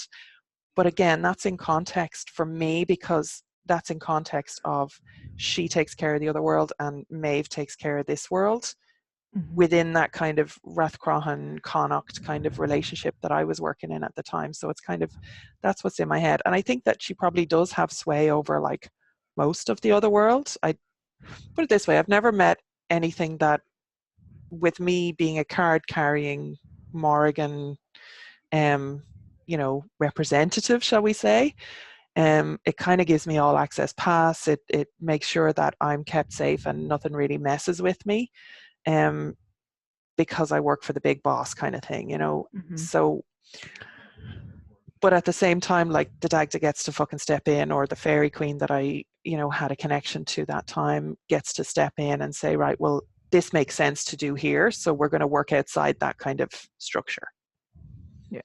Yeah. I think the only hierarchy I've ever really seen is that there are kings and queens, most of which were originally gods, and then there's everyone else. Yeah. You know, so that's the hierarchy in a way, but yeah, that's as far as I've ever seen it go. So yeah. And like even the kings and queens, you know, when you when we think of a queen now, it's like probably the Queen of England is the first one that comes to mind, you know. Now, not us, because we're so we're in a different frame of mind, but you know, when you say queen to most people, that's kind of the impression, and it's this like distant, far off, like ultimate power. I mean, maybe less so now, but in Irish society, kings and queens were that much more fluid, in that like it wasn't, you didn't inherit it from your father. There was no kind of first rights. There was no and actually it's kind of the other way, because there was even a taboo or a law at one stage, wasn't there, where sons weren't allowed to inherit from their fathers. Am I remembering that correctly, or is it, yeah, for a little while making shit up? Yeah, no, Chris was talking about that at the conference yesterday. Yeah, that was it. Yeah. So like it was kind of, I think that was just based on one story, wasn't it? Or, you know, that it said that after that story, it was said that, you know, this became a thing, basically, you know. So yeah, well, I think there's a lot more going on with the whole royalty thing than, again, we kind of get now. Yeah, and I think people also don't realize, talking about Irish and royalty, that there were a lot of kings and queens. There were a lot of kings specifically, fewer queens, but I think everyone gets that idea in their head of the High King, but actually there were a lot of regional kings.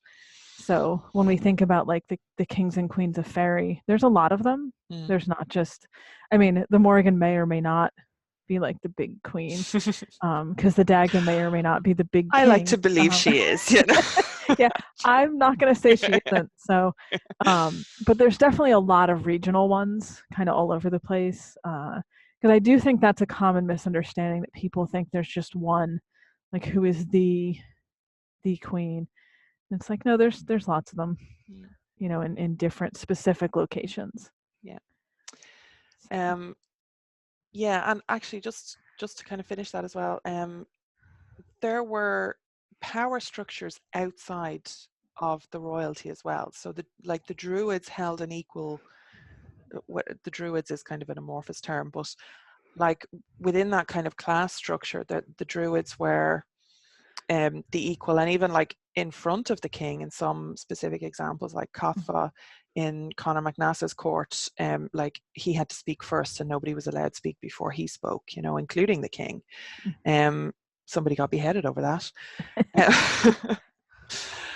But yeah, so like the king and queen is just a little bit more kind of intangible than maybe we, and the high king thing, the high kings at Tara, there was a lot of power grabs. We're a tribal society, right? Which is why we have so many different kings. And at various points in our history, you know, people were claiming to be the king or queen of Ireland or whatever, right? But there was no kind of one set high king at Tara, like for any kind of consistency through, and that's historical fact. Yeah. Okay, I think we covered Wendy's question. Angela has a really interesting question. Hate to take this down to a mercenary level, but if you spend your life working for them as you seem to do, they support do they support you financially in some way? Well, again, I have opinions on this. I am a priest, as is Morgan, and I have spent a lot of my career professionally working in Irish heritage, which I do class under my vocational. So I got paid in that way, but it is actually specifically a part of my contract with Mórrígan that if she wants me to do this work, that I need the time, the space, the finances, the roof over my head, the, you know, comfort and food for my family and all those kind of things. And basically, like, she doesn't understand, well, no, not that she doesn't understand, she just doesn't give a shit about why I need money, but she understands that money is an important part of me being able to do the work that she needs me to do.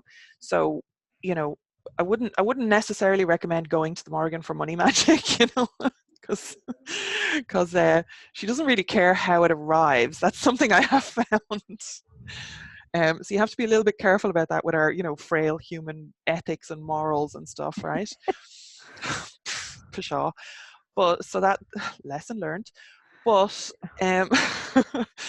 but yeah, that is definitely a part of, like, in paganism, like there's this kind of thing of like, you're dirty if you charge money. And I'm sorry, but I've been fucking studying for 25 years. I have earned whatever money I get paid for classes, for my Patreon, for, you know, there's also a whole thing about like cultural appropriation. There is a lot of people profiting off my culture. And if you're not giving back to that in the form of like supporting native creators, making sure that native voices are being heard, all that good stuff that Morgan does. I try. Yeah. You really do, and it's very much appreciated, because you're I mean, it seems to be like there's 3 or 4 of us as like lone voices in the wilderness at some points, you know. You know, like there's an energy and relationship flow between, you know, your relationship to a culture as well, not just the deities. So that's I have other YouTube videos on this. You should go and look up my cultural appropriation videos. You should. It's a good video. And I'm sure I will talk about this again. But yeah, I have no compunction about like my business model. So 3 years ago now, I was working as a journalist and a copywriter. I had left my work in the Heritage Centre and I was teaching, but I wasn't charging anything for teaching.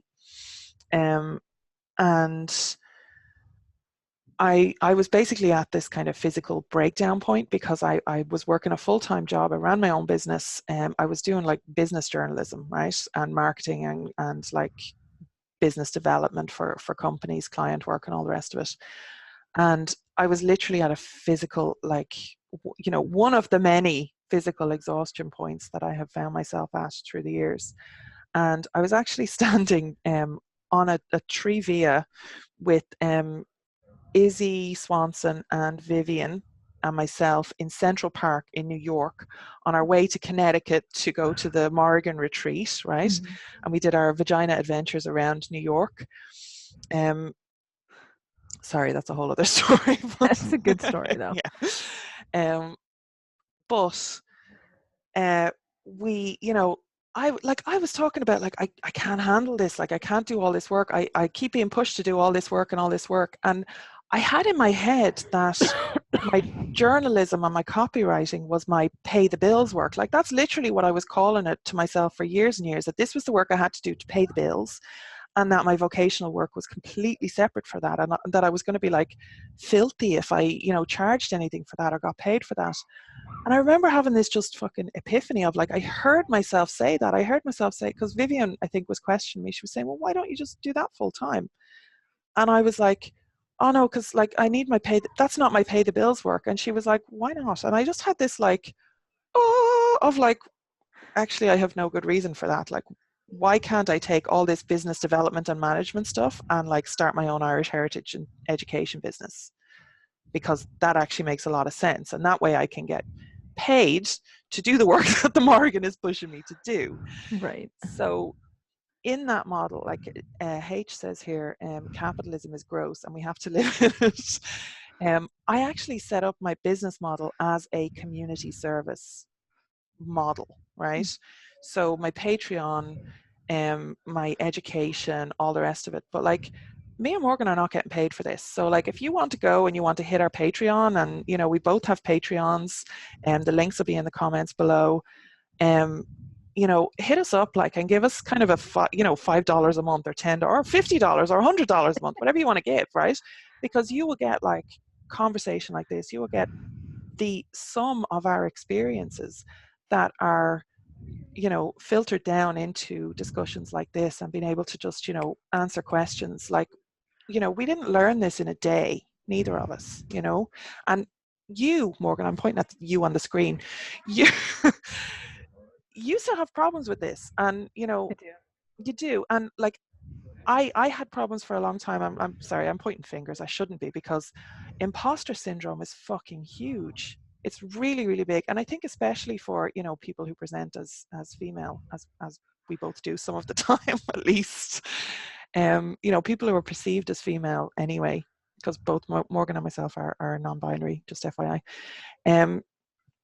So we, like, we have this kind of conditioning of, like, we have to do all this work, this unpaid emotional labor, and that kind of adds whole other layers of complexity. And I'm going to hand it over to you, Morgan, because I've just ranted completely on this topic. I think that H makes a good point in that all other experts get paid. Why not pagan experts? The pagan community is a very strange animal. My friend owns a pagan store. It opened in 1999. I've been helping her out in it pretty much since it opened, more or less since it opened. And of course, not my phone is ringing. Just ignore the ringing. Fairies. So one thing that I've noticed is that a lot of people in the community are very willing to pay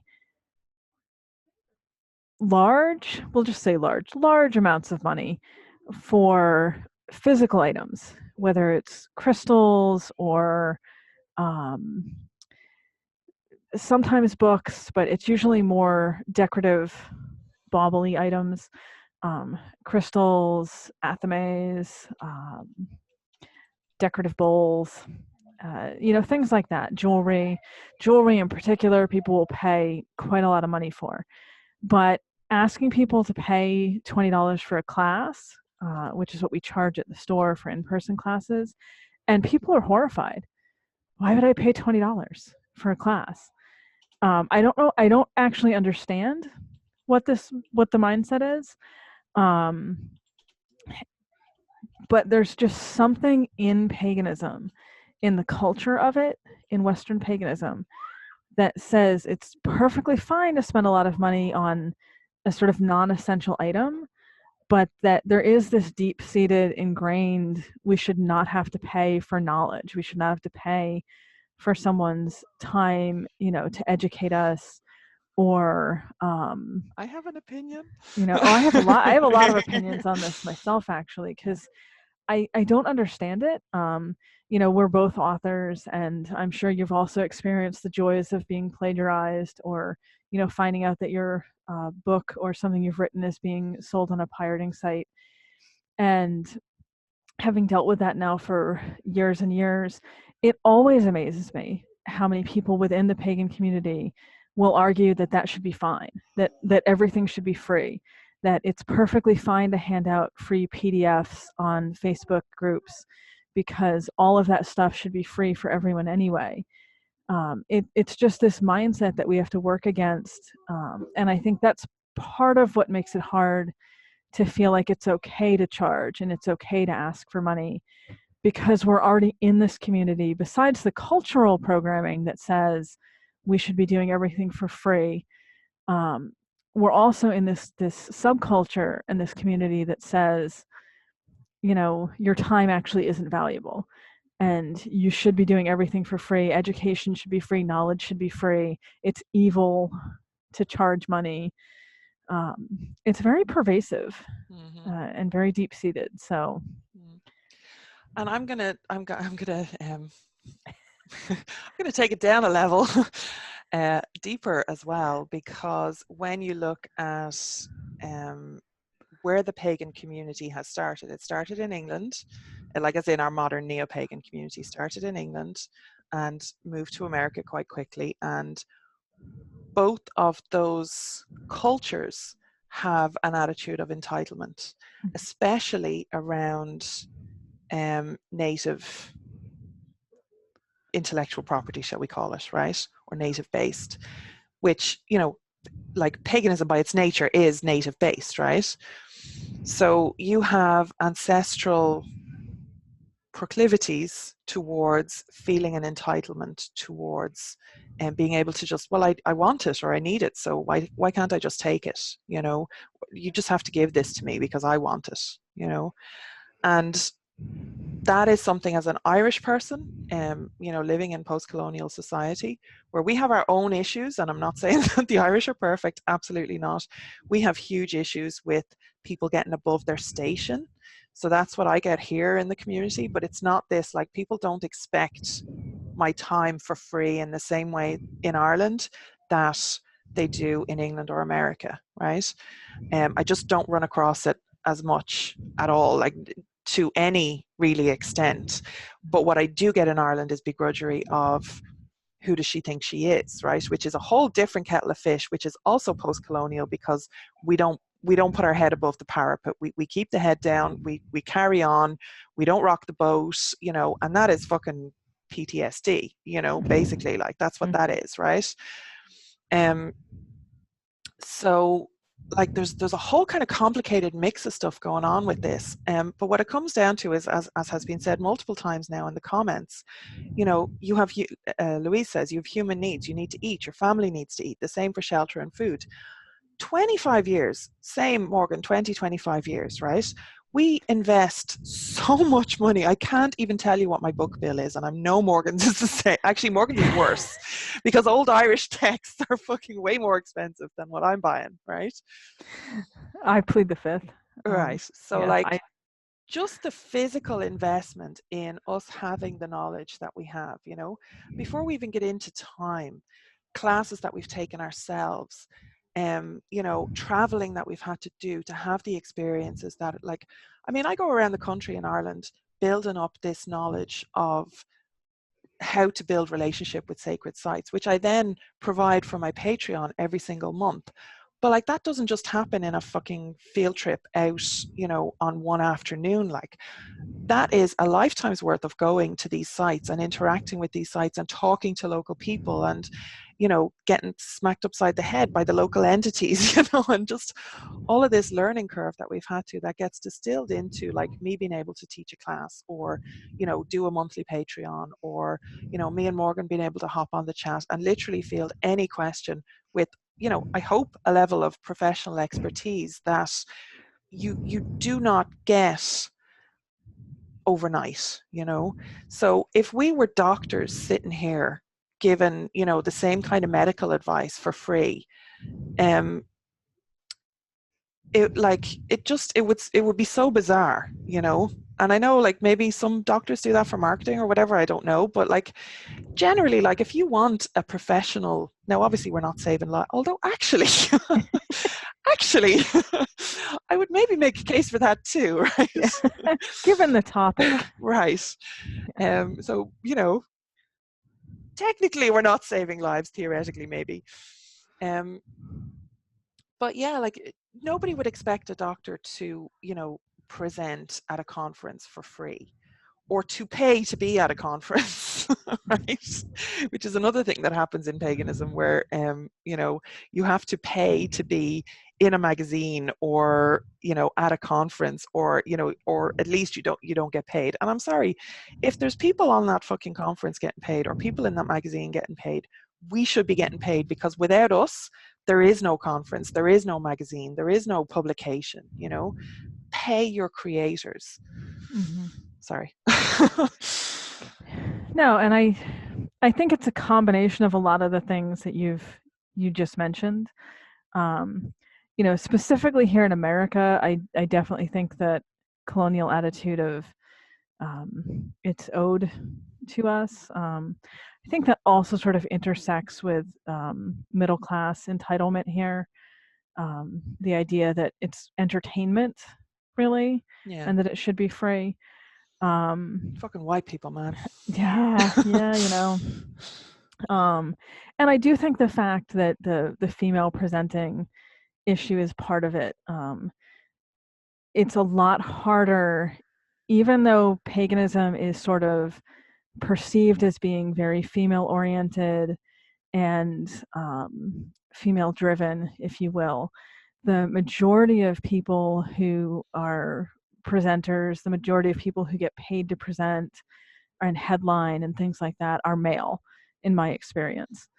I recently, last year, well, not recently, but last year, had a bit of a fun rant about a pagan themed fairy event that had three main presenters, and they were all male. There was not one female presenting person. It was just all men, and that's not uncommon. There still is this idea that if someone looks male, that they're somehow more knowledgeable. That whole mansplaining thing, Sorry. that's an actual thing. I I call it face-splaining when people decide to mansplain fairies to me. But that happens, you know, and the idea that, you know, going to conferences or, you know, pagan events as someone who looks female or is perceived to be female, it is a little harder to get in the door, especially if you don't have any, you know, major name recognition going on. And even if you do, the guys always tend to get the bigger name and lights going on. Yeah. So, and I'm not just generally complaining about men here, I promise. I'm just sort of saying that this is another layer as to why I think it's easy to Yeah. not charge for things, or to feel like you shouldn't be charging for things. Yeah. Yeah. Well, it's the culture. It's not like the individual men. It's the culture that is reinforcing this and carrying it on. Clanspath says, just in terms of dealing with the false preachers of paganism and the jewellery begrudgers and other snowflake shite that's become so common, when I was trying to come to terms with the new path of faith, finally being fed up of being lied to by men in black with black souls, and finally listening to the voices in my head and refinding my Celtic roots, I found the books written by both of you to be such an invaluable resource, so honest, informed, and with an essence of power that can only come from an honest and trustworthy source. There are so many pagan authors and YouTube celebs who just always ring as false and yet have such a huge following and are more than happy to take people's money and who seem to take people down dark, dangerous, uninformed paths. When I first found a book by Lora at the centre in Tulsk, that's Rathcroghan, one day it was like being in a house and finally opening the door that open to reveal the world outside, all the other doors having been cupboards. Great value for money. Thank you. Yeah, like we do try. And I think both of us probably, I know we've had a conversation about this before, like both of us probably started writing because we were really, really frustrated with not having the books that we needed, basically, you know. And I always like, especially if I'm doing kind of 101 stuff, I always, the frame of mind I'm coming from is like, what did baby Pagan Lora need? I am my own customer avatar, basically, you know, for that kind of stuff. And like, it's just, what we were getting was just, again, this junk food diet that was not healthy and was not good. Louise says, if people think herself, as in Mórrígan, or the other crowd are entertainment, they are in for a whole world of pain. Yep. That's true. Yeah. And H says, a lot of paganism is pretty reductive in terms of understanding the feminine or female, certainly in England. Yep, not just in England. Yeah, I think that's a universal problem. Yeah. And Angela says, you definitely deserve to be paid for what you do, and you do it very knowledgeably. Thank you. And I have to say, you know, just back to the original question, Angela, actually, you know, like, do you get paid? Like, do the gods kind of take care of that? I really believe that my gods have taken care of me, because once I actually made the commitment to do this as my pay the bills, I have been paying the bills. Now, I'm not well off by any stretch of the imagination, and it you know, it's quite up and down sometimes, right? But myself and my partner John on Scaly Biog, he's at dagdabard.com if anybody's interested in a Dagda priest. You know, we run this business together, and we do pay our bills with it. And you know, I know Morgan's book sales are you know, coming along nicely now at this point. Morgan has a lot of books out. I don't want to speak for you. Quantity helps. Yeah, yes. Yeah, no, it does. And you know, even the class that we're running on the 17th in the irishpaganschool.com, I don't like, when we started it, I always said, like, this is native teaching, you know, and I really want to give a platform for native Irish voices. But you know, I do make an exception for Morgan. Morgan is our first non-native teacher that's coming in, honorary Irish, right? Because seriously, because the amount of feedback and energy that you have given to our culture, to Irish paganism, to, you know, the it's just something that I really admire and really appreciate, because you know, we don't get it elsewhere. And I know that there is that symbiotic relationship with Ireland, with you. And I did check, you know, I'll not lie. I did check with my gods and ungods, you know, is this okay? Because like, they were very specific about, you know, business advice of like, it's an Irish school for Irish people, you know. And you know, that was a big kind of part of the push in setting it up. But it was like, what? Yeah, of course Morgan could come on, you know, it was just, fuck you waiting for, like, you know, come on. So I did the Decolonizing Your Druidry class last month, which, you know, talks about a lot of this stuff. So you can get that at irishpaganschool.com. And you know, when I was talking to Morgan about it, they said that they were going to do a pulling the wings off fairies class, you know, and we're kind of hitting like a 1-2 punch going on, you know, so with these two classes. But that is like, if people do want to support the work, like, take a class, you know, because you're not just paying somebody to do their work, you're actually benefiting from it as well. Like, there's a huge value in the resources that you're getting. Okay, so do we have any other questions? Or Morgan, do you want to have another rant? Because I'm always up for that. I'm trying to think, because this has been such a winding conversation. I think we've covered a lot in what we've been talking about. I think we're going to have to broaden the title on the YouTube video to like working with the gods and ungods, maybe, to, you know, just like get a little bit more of the scope of what's going on here, you know. All across the map here, yeah. Yeah, I'm not seeing any more questions anyway. Did I miss anything actually from the group chat? If you're watching this on YouTube, I think we've kind of caught everything, gone back the way. there any specific god or ungod we should avoid? Ooh, good question.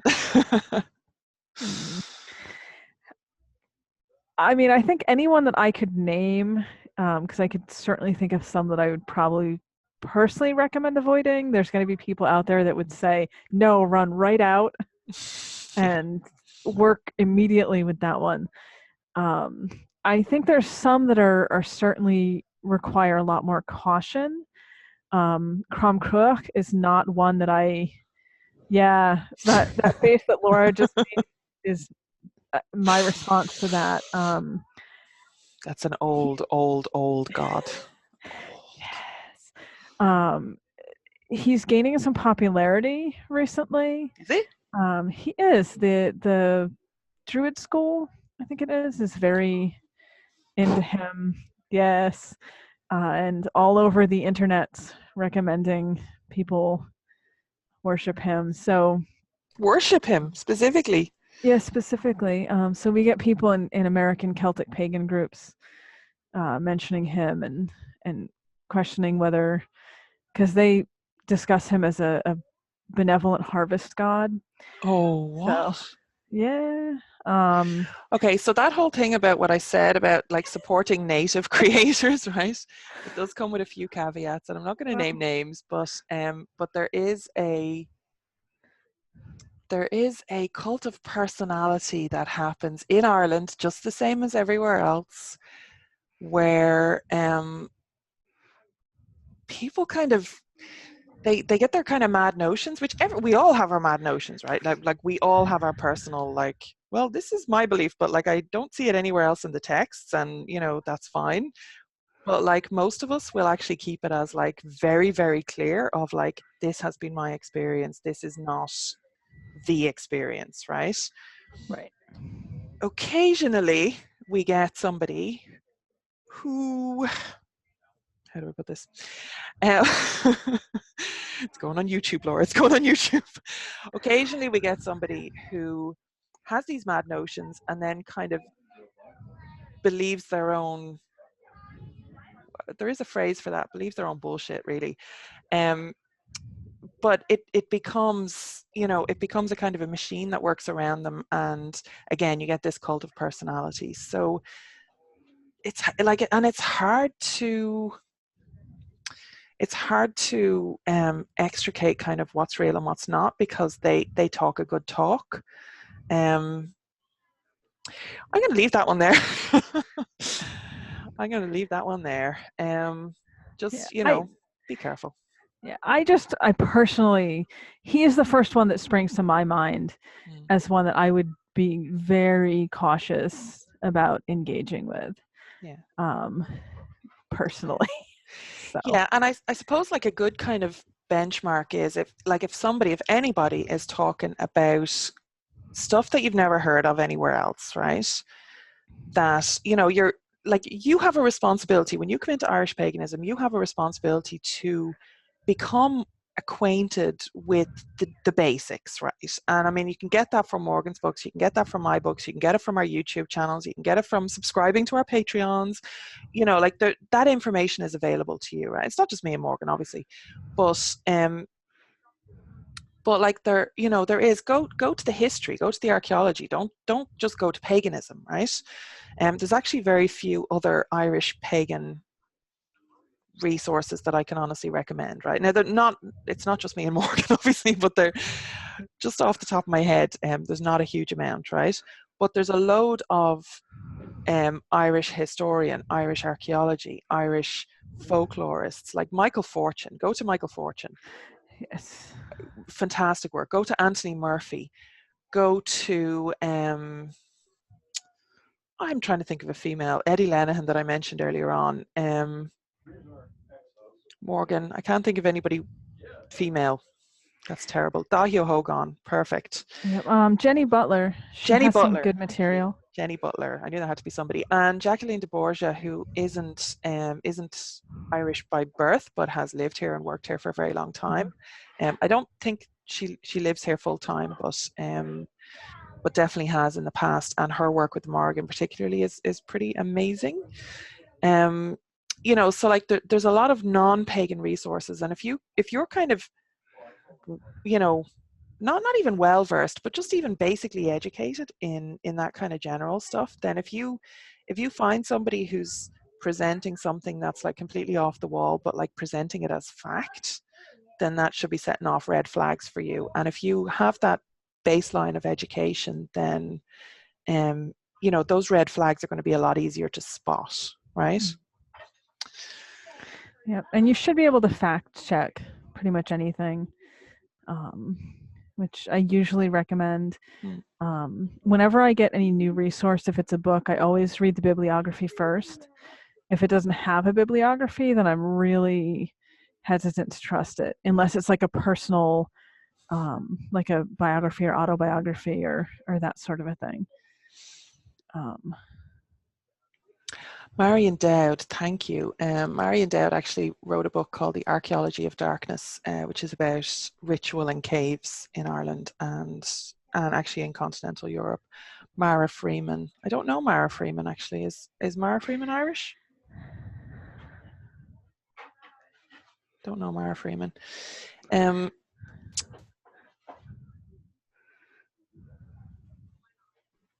know. Okay. So, Sarah made a title suggestion that we should call this safety training for working with the gods and ungods. That's actually perfect. I like that. Yeah. Okay, so Morgan, where can we find you? Everywhere. Everywhere. I am everywhere. At this point, it feels like it. I'm on Instagram, I'm on Twitter, I'm on Facebook, I'm on Amazon. Everything's under Mórrígan Daimler, so that's pretty easy. I do have a Patreon also under Mórrígan Daimler, so I try to keep everything under my name so that it's easy to find. Yeah, I think that's all my big sites. Hi, Terry. My son has decided to join me. I figured he would show up eventually. Yep, and Morgan, as I've mentioned, will be teaching a class called Pulling the Wings Off Fairies on the irishpaganschool.com. So if you catch that live before the 17th of March, that will be at a cheaper price. It will be recorded after. If you're watching this after, it will be available for course download on the irishpaganschool.com, and there is loads of other material up there that is both free and paid.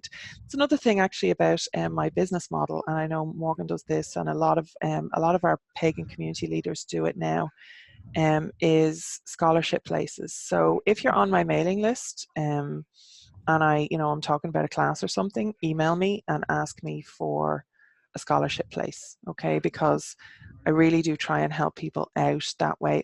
I don't want this information only available to people who can afford it, because I have been that person who cannot afford it. Yeah. So I do know that. So join my mailing list at loraobrien.ie. And Morgan, have you got a mailing list yet? Patreon. Join Morgan's Patreon. This is yes, I need to get a mailing list. This is a sore point for the last 5 years now. Yeah, a little while. It's okay. We have you on video now. We have you on video now. We're even going to do a PowerPoint. That's true. Yes. Lora is slowly pushing me into the technological age. It's great. Slowly. We kind of break it sometimes, but that's okay. Well, yeah. We'll figure it out. That's why I'm so hesitant with the tech, because I get near it and I know it gets it just wonky. Breaks. Yeah, no, same. Yeah. Same. But again, if they want us to do this work, then they have to hands off our tech. Okay. Yes. I have to let it happen. Mm-hmm. And yeah, I think my final thought to wrap this all up, speaking of safety, is just as long as you treat the gods and the ungods pretty much the way you would treat humans, you will mostly be okay. Yeah. If you meet a stranger, you're not just going to run up to them and immediately start asking them for things, I would assume. You're not going to invite them to move in with you 5 minutes after you meet them, I assume. Like all the basic safety things that you would do when you meet a strange human being, if you just apply all of those to gods and spirits, you'll that's a good first step. Yeah. right there. Yep. So Absolutely, 100%. We should call this dating advice for the gods and ungods. but it's such a perfect analogy, because really, if you just treat it that way, Yeah. have good boundaries, consent is important, Yeah. don't go too quickly. Awesome. build the relationship slowly. It's such a good analogy. Mm-hmm. It's Okay. true. So, yeah, if you're watching this on YouTube, like and subscribe. And if you're on the mailing list, you will also get notification of other interviews that we're doing like this, that you can join in live and have all your questions answered the way all these lovely people. So thank you to all our participants who have shown up today, and for your input and your questions and your awesomeness and your willingness to learn, because, we're over 2 hours now again, Mórrígan, for God's sake. Yeah. We like to talk. We do. Yeah. Okay, so slán go fóill and go raibh magat. Slán. Slán.